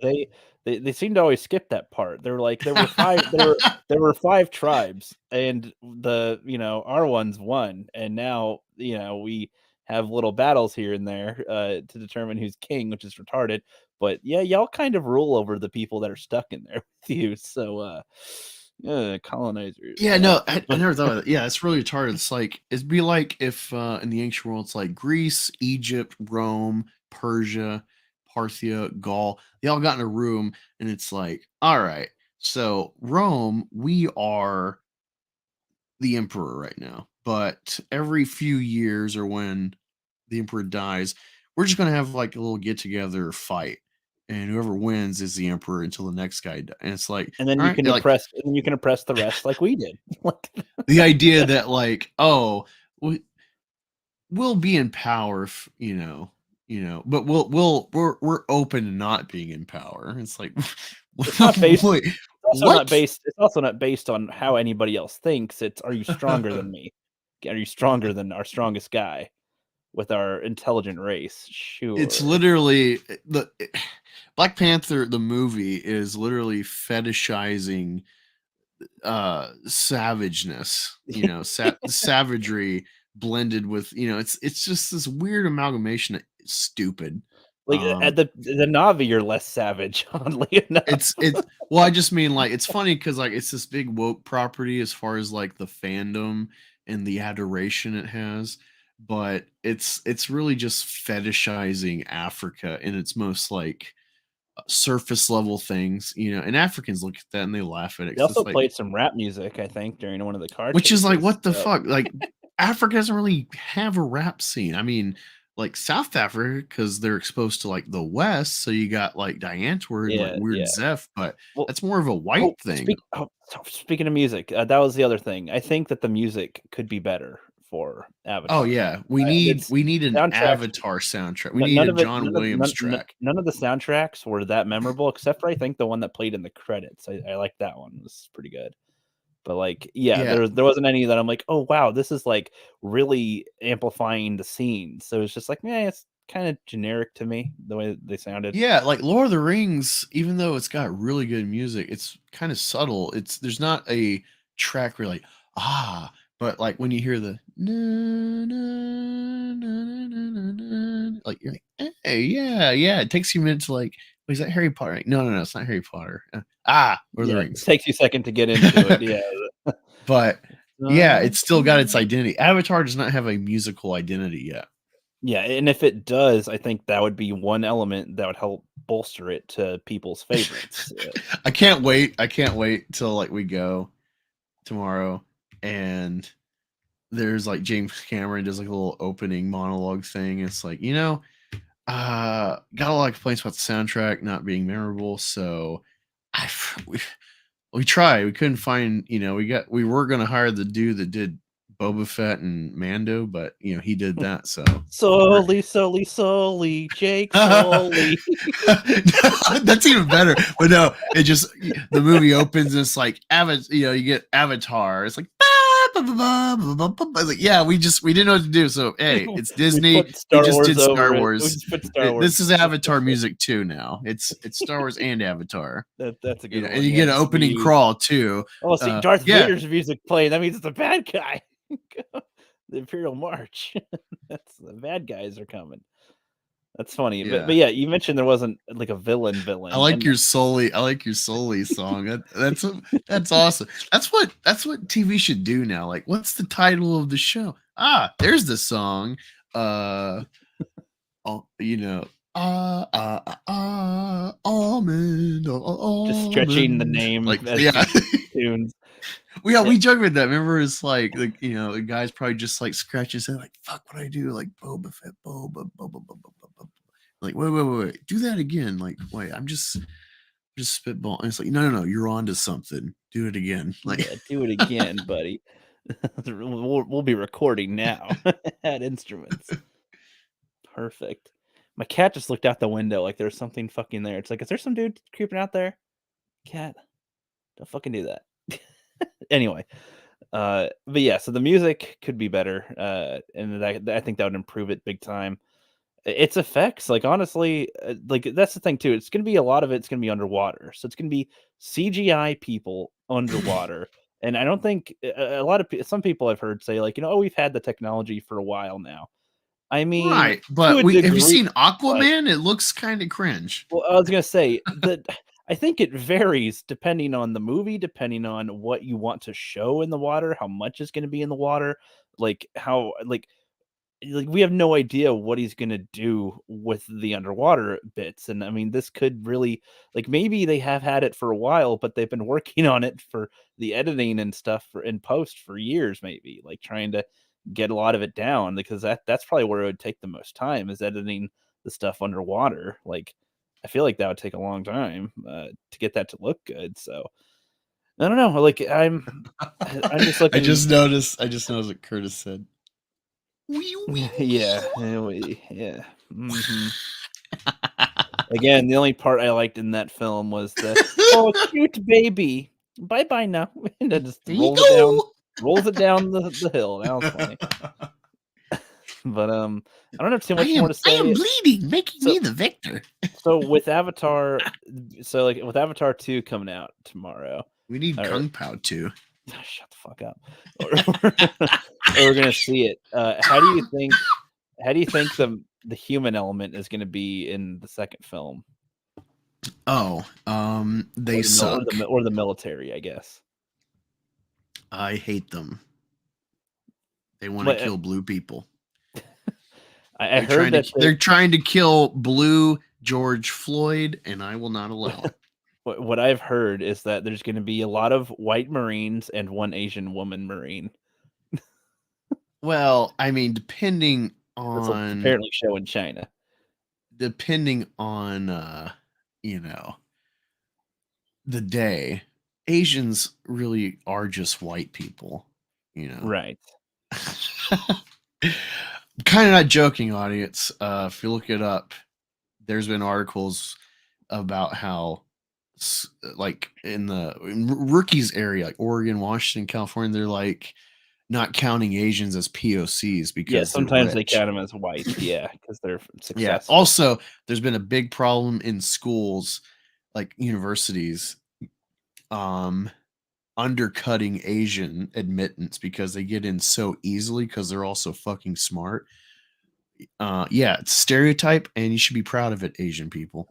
Um, Yeah, yeah, they're so smart, they disproportionately get in school easy.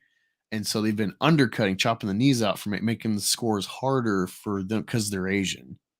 And yeah, that's why you don't need demographics in schooling because it's how they start targeting you. You know, if they were just looking at your sheet and be like, all right, his grades are yeah, good or they're not. But no, oh I wait, yeah, he's got a 4.0, but he's Asian. We hit our quota this year, so we're yeah, gonna let a dumb black kid in today. yep, Sorry. but, So yeah, no. Depending, we'll see it, but I'm going to assume this Asian is, for all intents and purposes, white. yeah, well, that's fine. I was just saying that's what I heard, and I also heard that I don't know if this one's true. This one sounds ridiculous. This is, like, on the silly section, if you ask me, that the general from the first You will one. read it. You'll read it. Read the comic. Not yet, I'm finishing my sentence here. Okay, the That general. the general from the first film survives and gets put into an avatar body What? and comes back Oh, as an avatar antagonist for our heroes or something. I don't know if that's gonna oh. happen, but Well, I heard that's something. I've seen Stephen Lang it like in recent promo footage. Yeah, so that got me to think, I'm like, "Oh, is that what they're gonna do?" Because I mean, as weird as I think that is, that's I don't wanna I don't mind seeing more of him. That's Well, the fact fine. that they would make him you know, in his own words, a savage, and he would still be the bad guy because of Jake or whatever, like that's hilarious. It reminds me of you haven't seen American History X, but it's about, you know, Edward Norton plays like a neo-Nazi and he ends up going to prison and he ends up like his main guy in prison ends up being a black guy. Oh, And it's I know funny. of that film, though. I've seen some Yeah, of yeah. it. Well, it's funny It's because got there's a line in Gordon there. Levitt. There's this line in there where the black guy tells him, he's like, "In here, you're the nigger," Yeah. because and it's like, you know, he's got shoes on the other foot now, And it's like hearing this idea of Stephen Lang, it's like, whoa, now he's the He's savage. the black guy. Now he's got to run from the Marines. Maybe It's like that could District be. 9. Yeah, yeah, it could be. So I don't know if that's really going to be in the film, but that will be fucking hilarious if it is. With the whole underwater tribe that they're going to deal with, apparently. I just hope that it's interesting and not just silly or something. Like, so I guess based on what I've heard, I don't know how much depth they'll go to with like interesting concepts, but I'm hoping that there's something that is I'm gonna laugh intriguing enough when because Sigourney Weaver is in the movie, but actually it's like Awa. Awa is just Sigourney Weaver. yeah, It's I was thinking about that. I'm like, are they gonna? They might do that where they have a human in their tree thing now, a human mind, and her scientific brain thing. Like when it said it didn't connect to like to have their body switch. Like once she's in there, she's like, "Ooh, I'm gonna stay here. Fuck that. I'm gonna expand my mind dude in with the here." And then Avatar bodies. What if someone's consciousness in the life tree from like 200 years ago is like, I can finally get out and like slips into a new body. yeah, it could be, and that could be cool for fucking villain or something, man. I don't know, like something kind of cool with this, dude. I want there to seriously be Well, like different colored people on the planet, like have it be like the red Navi. Oh no, the red monkeys are oh, you're coming talking about here. like the Green Lantern, all the different lantern cores, Yeah, or the something, and spectrum. Yeah, have them be their different body types or something. I don't know. Have the that's red actually the red Navi are fucking like 3 times bigger than a normal Navi, and yeah. No, they're I would like actually like that. Like like I think the giants. blue, I think the blue is cool, but it'd be cool to see different shades, different And then you have colors like of purple Navi. ones that are like 3 times smaller than the blue Navi or Well, something. like Twi'leks in Star Wars, most people say blue or green, but yeah, they got different colors of Twi'leks. So, Yeah, to be honest, I don't wanna see fucking green because 'cause I'm tired of that type of shade right now. I wanna see different um, ones because 'cause I'm thinking depends of on the She-Hulk well. If they now, did like a darker green, I'd like that. Like I not eagle suppose. green, but like towards that, like forest green, like pine, like I towards wonder if that. they'd have white Navi. Well, Like, those are the Supreme Navi. those are Those the, those are the city Navi. those are the 1%. Yeah, those aren't the savage ones. They have their own thing there, and that's interesting. But yeah, no, I'm hoping that there's more scientifically cool stuff in there, like The the white natives. well, I was gonna say like the floating islands that were on the planet, which they mention is like a weird little vortex, which I consider is like their Bermuda Triangle, I suppose. That's Yeah, we're no, the whole time I'm watching, like, wait, what is the explanation of that? And then like they just say, oh, vortex. Oh, it's basically the it's unobtainium of their of their yeah, it's thing. like this is bullshit. Like, no, it's cool, but like, how does this work? And it's just like, oh, you just go Yeah, vortex, just go with it. yeah. And it's like, We okay, fine, but I hate this explanation. Yeah, we wanted it to be like when the ships go there, that the ships are like navigation is all weird, or their aiming systems are screwy because of the vortex or something. So that it disrupts it a Well, little, no, and that gives. he did say you have to use line of sight fire. You can't use like targeting. So that was a factor. They weren't using missiles in the fight because they couldn't target. Oh, okay. So yeah, I didn't they're hear they're that part. shooting bullets because I that's guess like I you meant their flight part though, like how they yeah. steer is like Oh yeah, effective. no, that'd be cool if like you like hit like there's like this invisible barrier, you cross it, and then whoa, whoa, Yeah, mayday, mayday. so that way it would make more sense, like, how a lot of the savages are able to well, the Na'vi are able to, attack these spaceships that are in there that could normally maneuver, but because they're in this weird vortexual area, like, they aren't able to, maneuver as quickly out of the way. They have to be more stagnant and straightforward to even You don't shoot have to in the right sleep, Karen. directions. You just have to listen to me. Yeah, we appreciate you hanging around, Karen, though. Thank you for sticking around here. Yeah, All right. So Curtis said Kung Pao 2 will ugh, dive deeper into the characters and connecting with flying pyramids. fuck off. I remember watching it and like he's having a good time the first like 10 minutes of the whole opening. and then like I'm laughing here and there, and like I'm aware that there's a lot of like awkward pacing and moments, and that's kind of why it's funny though, because like me, a fan, is like, yeah, this is sometimes this is hard to get through, and that's why it's funny. And but no, I'm just I'm waiting like. I never really hear him laugh. I've heard him say like, "Oh God," or nothing. So it's kind of blank, and I'm hoping like, "Oh yeah, that was fun, right?" And then it's like, "Yeah, I didn't like that." And I was like, "Oh my God." Yeah, it's interesting when we try to pick films or shows for each other to watch, check out. It's very, He very didn't like Wolf of Wall 50-50. Street. I What the did not like fuck? I did not like Wolf of Wall Street. No, no, Oh my no. God. Yeah. Oh, it's so But I baffling. Like liked Legally Blonde. Legally Blonde is really good. It's God Yeah. damn. That could have been She-Hulk. They could have really just copied that, and we would have loved She-Hulk. But no, they wanted to say how hard it is to be a woman because you only get catcalled. And that's the same as getting murdered. Oh yeah, that was something. That was fucking something. But no, I think Yeah. So yeah. Just listen to the stream or go back, whatever. Think about what we said, and then think about like conversations about She-Hulk, about like new Marvel shit. Um, like this is the value of Avatar. Maybe it's hindsight 2020 in some ways because of that whole woke politics crap today, gender and sex and race swapping and whatnot.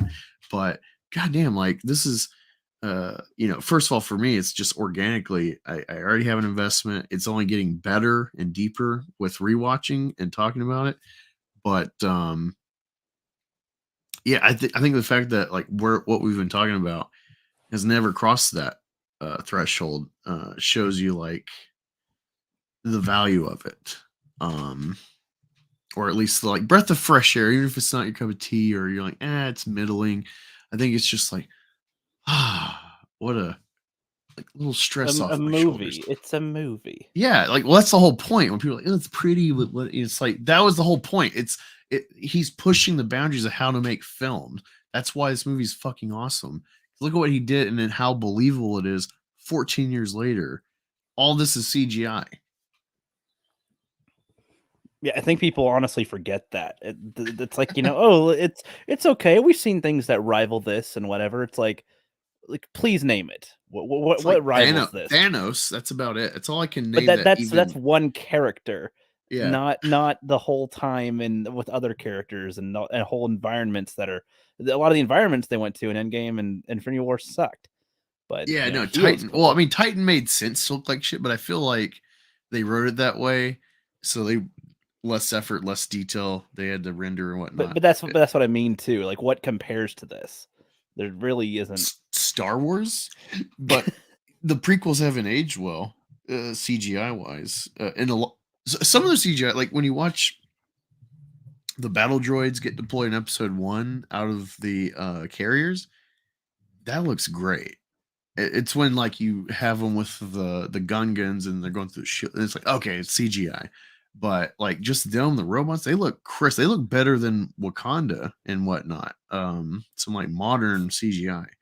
Yeah, Um, I'd say that's a better comparison, but it still had, a lot of noticeable flaws with it, but still, like compared to others, that's a higher one that could compare to this. But still, I'd still say it's still quite a few notches away from this and visually.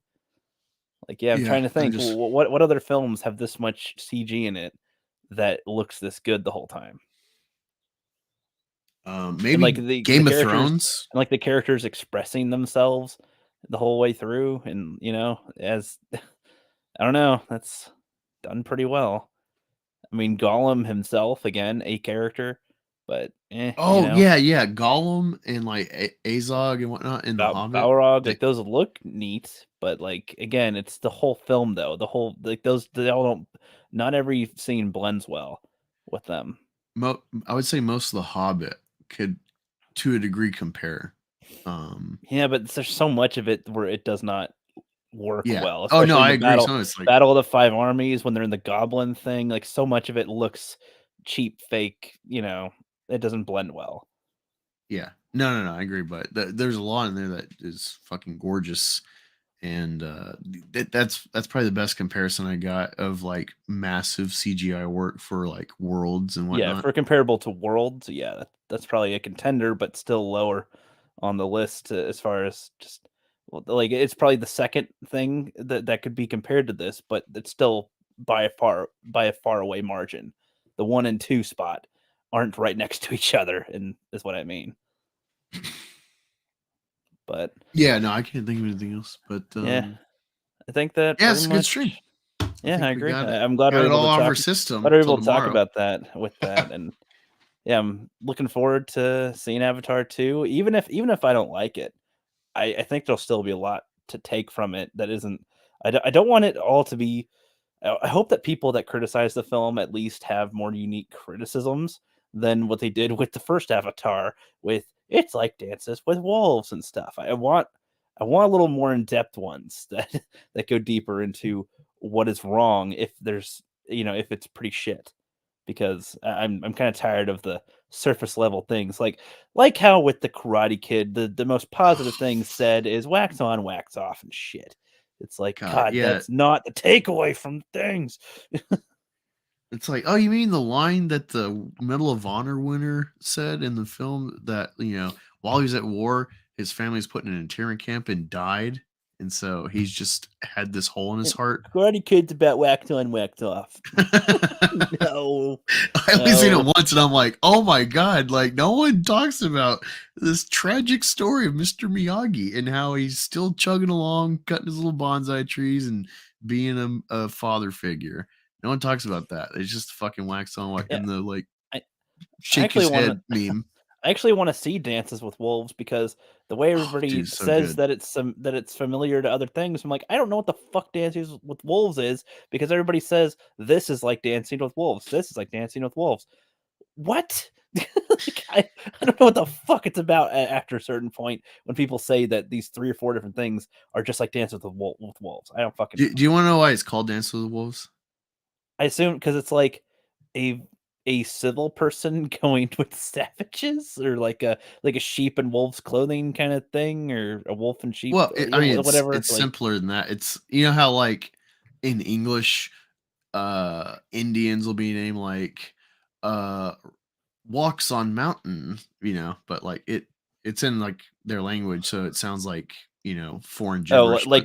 But when you translate it, their like names will be runs with uses water or computer. something. Yeah, like I see what you mean. yeah, Yeah. yeah. So when they like meet him and stuff, so he's got this wolf that like he's somewhat taming, somewhat like befriending. I think he calls him two socks or white socks because his feet. And so like he ends up like kind of playing with this wolf in the wild, and like the Indians see it, and so that's part of like his character to them. Is they call him Dance of the Wolves. That's his name. Okay. Yeah, nice little thing. Nice little like So I yeah. never would have guessed that Yeah, it's based on. kind of like no, I like your idea of like wolf's clothing. Like that's what Jake Sully is. Well, yeah, so that's actually a good point. That doesn't apply to the original thing. That's what applies to Avatar more than anything. Yeah. It's kind of. There was something I had there. It totally lost it. It'll probably come to me and I'll call you at like 5 in the morning. Yeah, I don't know. So like I really enjoyed our discussion on it on this film, especially again because the discussion about it's been so minimal with what people have to say, positive or negative about the film, and so I feel like I hope that more people will see our stream and listen Well, that's through because most people of it. are And actually dipshits. Like they just turn stuff on, and if it doesn't have some nostalgia or like, oh, that's like the other, like if it doesn't hit those fucking few little like lowest common denominator like buzzers in your brain, then people are like, that was stupid, that was boring, whatever, I guess it looked good, like you know the knuckle dragger fucking sentiment of discourse. It's whatever. I feel like this conversation and the depth and the potential of Pandora, I feel like as a fan getting into it, and I'm not finding the deep meaning or none of that. But I feel like a Snyder fan, but with an actually good movie. You know, like they try to convince you and they make these elaborate arguments. There's nothing really elaborate, I'm saying. Yeah. It's just like, wow, actually, yeah, if you like actually think about this, like We what you also haven't saw taken, and like, think any of the consideration context. we haven't taken any consideration from the director really into this other than, like, how he might have dumbed it down for public for the main audiences. That's about it. Like, yeah, it's not even really about Stumbles on pebbles. What? He was doing an Indian name. Oh, okay. Oh, here's one. Piddles in trousers. How do you like that D one? that's pretty good. Peace his pants. Just something simple. And he's like, Peace, "Oh peace. yeah, peeing in your pants is cool." But, I just thought of another concept that'd be interesting for Avatar, like, if they have the Na'vi at some point or, Jake's showing them, like, showing them technology, like, like a bantha. Like, Yeah, I mean, exactly. I don't know, like, considering how in tune they are with their planet to interact with, like, even a motorcycle would be like, "What the fuck?" Like, I don't like, I'm controlling this myself? Like, there's no like, well, how does it feel? No, it's a Where do machine. I It doesn't connect my it braid? doesn't it doesn't feel anything. You mean Yeah. you ride these cold machine well, we have horses at home, but we're not those are fucking slow things. We have our own technology for this, and it's like, this is how and the oil, well, oh, it's not running anymore. Well, that's because it needs more gas or oil. Well, what's that? Well, that's a material that we use there, and we could use other, material in our thing or something. That's why you're unobtainium. No, no, no. He's trying So to talk I to don't him know. like he tries to talk to him like they're stupid. He's like, "Oh, oh, fossil fuels," like and Yes. it's like still not ringing a bell. Like Yeah. Dinosaur. Raptor. Pterodactyl. Fuck. But no, I don't know. That'd be kind of interesting to see, like, even if they like how these type of people would feel with the cold machines that they're trying to operate themselves. Like, would they hate these things outright? Would they, embrace them a bit? Would they, be like, it's fine, but I'll stick to my thing. I like yeah, I to. think about this a lot because of well, it's in my mind a lot because people are always crying colonialism, colonization, boohoo, like it's evil when it's just a fact of life. Like the fact, Dance with Wolves, perfect example. Like they love vilifying the white man because of all the Indian deaths, whether through actual warfare and genocide or just the unfortunate fact of disease that Europeans brought because they had a way bigger exposure palette of germs and diseases that Indians didn't. Um, the how do I say this? I think because of those conversations you see on Twitter and libs of TikTok and shit, um, it's on my mind a lot, and I always think about like just kind of objective reality. It's like, well, people expand, So in Dance with Wolves, he helps them fight another Indian tribe. Like they have enemies, This idea of kumbaya Indians is fiction. Indians killed each other all the time. They just never had giant, crusades. They're just even if they were like Ryerson as a nation, they're little pockets. They're like a Like county's a worth. street gang fight or something.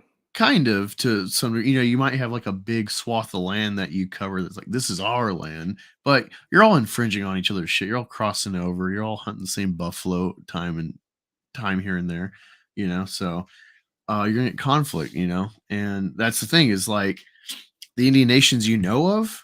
Well, there's like 10 of them that are dead that they killed, and so it's just a fact of life. And with Avatar, I feel like something that they'll like gloss over, but is a reality in that context of expansion and globalization, colonization, whatever, is this like trying to find the happy medium of like uh, being kind and studious to think about the Bible, whether it's real or not. The idea in the Old Testament of Genesis of Adam and Eve. It's like they're supposed to be the stewards of the earth, and that's what we're supposed to inherit as humans. You know, God's image. Like we are the stewards of the earth, so you should be doing everything with that kind of balanced mentality of like being responsible, conservationism. You know, um, and so I watched the Navi and it's like, yeah, they're so in tune with the earth and that. But then at the same time, it's like, well, people like that, in real life, like a lot of African tribes, equatorial tribes, they figure out their animals, whether they might have like kind of sort of tamed livestock, like certain breeds of chickens in their neck of the woods or pigs or whatever. They kind of domesticate them, cows. They figure out fencing. They make maybe some settlements, but then because they have stable food through nature, they're not farming us, so they just have stable food all the time. They don't really have to try anymore. They figure out making, loincloth and an axe, a spear, or a bow and arrow, and they just kind of like they hit a cap with technology because they're sustained so easily. Versus like Vikings, they're famous rape and pillaging people because they had to, because you can't grow shit up there. So you got to steal it from other people that did. And Yeah. because of that, they became great sailors. And because Well, of and they also their became good artists and did different trades. Apparently, they different. Yeah, go ahead. oh yeah, metallurgy and all that, but that was because they stole it, Yeah, and they traded and they came across all these people that they were enslaving, and they're like, wait, how'd you make that? And they incorporate just like the Romans did, and so it's like as nice as like the Navi is in this idea of it being attuned to nature, there's also the counter of like, well, you never really advance anywhere with this one perspective versus like being aware and open to technology. The people that well, were open to it took over the world, the white man. yeah. And Are there any Navi on the planet that don't give a shit about the nature part, where that it's don't like, oh care yeah, about the nature's good and all, connection? but my mom died of fucking influenza when if I had Robitussin, uh, they might have Then been fine. yeah, or it's like, yeah, I wanna have a meal next week and not have to hunt every day to get it. I'm gonna kill some stuff 5 days in advance and, I'm not gonna do Oh my yeah, little like prayer I don't feel like gonorrhea, doing my syphilis. prayer afterward. I just wanna eat it later. I wanna eat my what does it care? It's dead. Like, Yeah, what if people used to die of or have like horrible scarrings, uh, organ issues and whatnot, because of STDs specifically, and then because of industrialization and using that to make medicine, we've essentially eradicated so many STDs or made them manageable when they used to like scar you or kill you, and not to mention all the other just diseases of the world. Bubonic plague, part of that with bubonic plague is like all the people that were exposed, uh, you know, didn't have resistance. They all died, and so pretty much everyone that's lived has resistance to that disease now. But yeah. Uh, sometimes you might well have a detrimental disease that it's just recurring plagues or whatnot. So Yeah, well, it's like there's the North Sentinel Island, the people that are like the most primitive on the planet, where like they don't even have like fire really. Like they're like that far unadvanced, and anything that comes wait for near you to say they're that retarded. pretty much. I mean, I think the British at one point landed there and like were trying they do this with savage people. They'd take a few, make them, dress them up all nice and make them feel rich or something, send them back and look at what we did with your people. Isn't that great?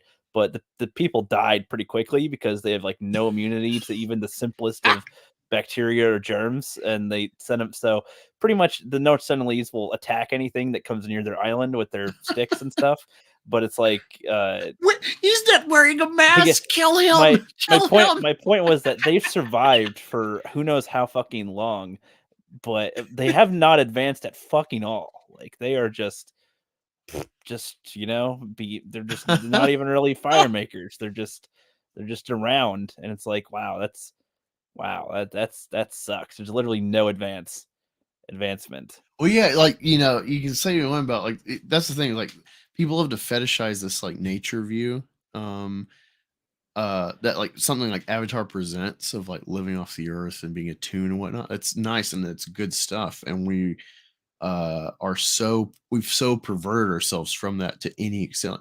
But at the same time, there's something to be said about industrialization and its benefits. And it's like you got to try to find the happy medium. It's kind of like I talk about with paganism stuff, where it's like the enlightenment, like you got like Buddhist enlightenment, whatever. Uh, Ultimately, it's always like it all boils down to like trying to balance the animal within you with the enlightened of yourself. Like you don't want to be so deep into just one side, that's all you do, and then you can't do anything practical. But then you don't want to be so hedonistic that you never like advance. You want to be somewhere in the middle. And that's what I try to do within the modern day. I mean, I definitely go outside as much as I should and walk and go to the woods or whatnot. But I try to not have as About a balance.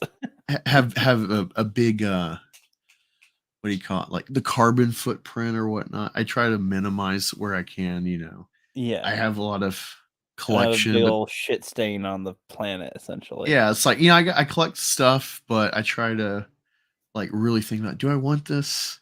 Or someone else, would they rather have it? And let me just like not bother, or let me sell it because I do have it and it's a waste for me. I'm always thinking about excess. I'm always trying to downsize everything I own, And we are a even though I own a lot. hoarding type of species that just like to Yeah, have things even if it's dumb. Here's my empty Axe bottle. yeah. Okay. I'm always trying to, within the confine of being a collector, where it's like I like these things, even if it's useless. I try to be minimal as much as I can. So there's a lot of things Yeah. I could have had on my toy wall that I didn't because I'm like, Yeah. I wonder if the Na'vi have I don't toys. need that. Do the Na'vi have toys? Do they make little things to entertain the children? Like what, do they, they seem to understand fire, but fire burns leaves and shit. Do Uh, they, Now I will what do they, totally join the Avatar's woke hate train if I see a goddamn two spirit bullshit. Trying to shoehorn in this made up Indian third gender bullshit.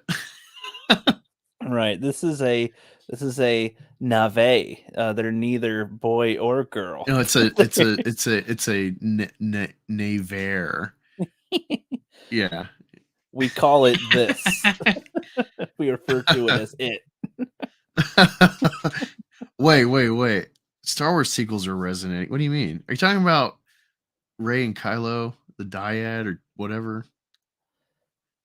I'm I not thought that sure. could have been a cool Oh no, idea. I And think when I said balance or something, but I uh, meant like the living our lives as it is, but without taking a full shit on the carbon footprint and whatever, like you said.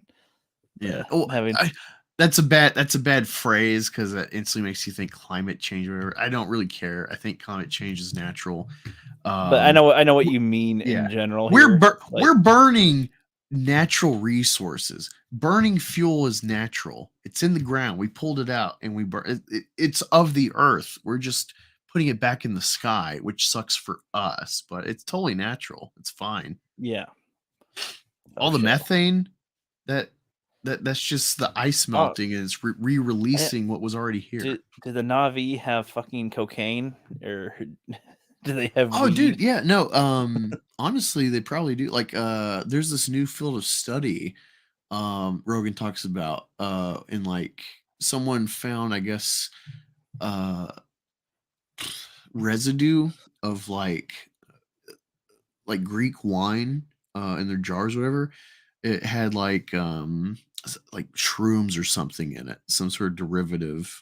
So they were like drugging their wine. So when you think of like the ancients drinking wine, like yeah, there's definitely probably people that were just making wine, but they were also drugging their wine um, for Yeah, an added effect, which is kind of cool. And so there's like this whole new field of study, and yeah, like cocaine, that's coca leaves. Like people down there, they chew them while they're working. So everyone's kind yeah. of Well, naturally coked out. and Um, even that. Well, thinking about that actually as well. So, like with the Navi, do they even have like a system of jobs or tasks that are beyond hunting and like stick making? Like, do they make baskets? Do they make any type of the clothing that they use? Does somebody specialize in certain tools that they make? Do they even do art and painting or something? Like what? Yeah, it may sound dumb to some people when we talk about this kind of detail that we want to see, but it's like we don't see this in like sci-fi fantasy or something that often. And I don't know, like if you can do it right, then I think it would work. Like with House well, of yeah, no, Dragon, this like shit, House of Dragon, Lord of the Rings, Star Wars, especially, like when you actually dig into the world, like there's people that take this shit serious in the way of like, well, that's not canon because the book said, and it's like, all right, that's too serious. But like these works of art, and the franchises they make, the extended material, um, what is really cool to dig into them is, like the inspiration. Like you read something, and it's like, huh, where'd they get this from? Then you read about the author, and it's like, yeah, actually, I'm really deep into like classicist material, ancient texts of the Greeks, the Romans, Egyptians, and so it's like making these in-depth fantasies and sci-fi is a lot of times you got to have an understanding of some sort of science or sociology or history and human cultures to make something convincing. That's why Lord of the Rings has stood the test of time, because uh, Tolkien was an expert in dead languages, and so he incorporated that into making the elfish and whatnot. And so he just made this crazy world out of, his field of study. So yeah, no, yeah. smart And, people well, make this and in shit. George R. R. Martin with like the position like the hand of the king, that's apparently not like a real thing, but that feels like that fucking could have been. Like Yeah, no, it's a very convincing governmental system that got presented. yeah, and so I don't know. It's things like that. It's like when we say like Avatar, like if we even just saw like just how they build things or just their day to day. Like I don't know. Like I like that kind of detail because I feel like the people mostly want to see the big boom boom cha wah battles with like Star Wars, and it's like God, I don't know. When people say they hate the political scenes and the prequels, I'm like you fuckers are like what has led it to be so simplified now. Like it Yeah, that it's that like, that that, add- what that were you added level watching? that added levels of complexity even in even in the OT, like the politics of what is happening, like the Death Star like we missed a lot that could have been cool with adding politics to the discussion. Like you made a fucking a thing that can destroy a planet. You destroyed a planet. Like I want to see the conversations with political Well, there's a figures rebellion, so about what clearly happened there's with this and like yeah, Jesus, there's like that would there's be a cool to see that rebellion. alone. There's a rebellion, so clearly there is a political dissent. There is a body working And that's what the against the separatists were. established government. That's also what the separatists were to the Galactic Republic. Like Yeah. they were divided. They were going away from what it was, and like we saw little glimpses. And in a way, that's why the Clone Wars is neat because they dive more into the political shit. It's like seeing the conversations take place about this stuff is interesting. That's how like House of Dragons is like just about these royal families and their like discord it's bad decisions like with huge ripple effects, and it's like why is this so compelling? Like they're able to make Yeah. that You so you know fucking it's cool? interesting. It's cool is, so, playing Rome Total War, I'm watching that guy, Many a True Nerd. So I'm starting to watch his Assassin's Creed videos for Odyssey. And because he's a classicist, he studies the ancient works of art and whatnot. He's got a lot of actual knowledge playing these games. And there's this, I guess there's a option to do discovery on Assassin's Creed, where it's like there's no like death or anything. You're just like doing a history tour, learning more in-depth shit about Greece and the ancient world through the gameplay of like running around and, oh, what's that? And then you go and then you can like get like essentially a tour guide. through ancient Greece. And so, listen to it. He was talking about how with the theater, he's like, "Oh, I'm so excited! Like every time I come to this point in the game at this theater of, I think Dionysus, um, it means whatever to me and stuff." And he was talking about this whole context about how like theater, tragedies, comedies, and whatnot. The theater of the Greeks was a cult. So a lot of plays, like we only have a fraction of the plays that were like preserved back then. And most of the plays they ever did were never preserved because it was like a one-off thing because it was like a cult. This experience going to the theater back then for shows was an actual like part of their religion. Um and it sounds crazy to us, even though I think there is a modern religion of like film, but not in a like in-depth way. I think it's just a lot of like we have no God anymore collectively, and so this is like filling a void, in various ways. But yeah, it's kind of cool. I'd never heard. I knew there was like cults of mathematics, and that's where a lot of our math and geometry came from. Was cults trying to, I guess, like figure out the pattern of life or something. But learning about that, and that's why this in-depth shit's cool with this nerd stuff like Avatar, Star Wars, and whatnot. It's like you don't make this stuff without digging into, it's like if you're trying to like write a convincing sci-fi element, you got to like learn something about science. And so then you learn something science and you're like, huh, actually that guy studied this originally, or he like this is why he got into this field.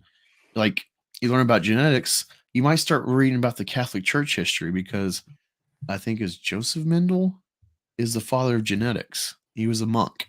He was playing with his pea plants, playing with the flowers on them. That's how he figured out the Yeah, basics of genetics. and some of these movies that we watch could inspire people to look more into the fields of some kind or into the history or of these things, and that's I feel like it's what a lot of the inspirations were for a lot of things. They saw some movie or they read some book and got inspired and wanted to learn more about this type of thing, and were able to either do that or make their own movies or something, make their own stories. Yeah. No, it's this kind of. This is what a phone call between me and Rookie's like. We'll spend 2-3 hours just on the phone by ourselves talking like this. This is very authentic. It'll When stem you from listen to anything. us. It could stem from anything. It's weird. Well, it's But like we were about to end the stream like a half an hour ago, but just yeah, mechanically, more stuff comes up to our heads, and there you go, and there you go, there you go, there you go. There's more stuff. yeah, it's never boring between us. But yeah, I'm gonna dip out. I got some Rome Total War. I got some more conquest to do. Yep. I'm a white male. Thank you for joining everybody. Keely Chow, thanks for coming in last minute here. Ancient One, Curtis, Tim, Revkev, everybody. Appreciate it. Yeah, we'll do another stream probably on Angus's channel tomorrow Yeah. for Avatar 2. Fuck yeah. Way of water. Yeah. So we'll see how that is. I'm hoping it's not shit, but we'll see. Hoping we can expand even more. All right. See you guys.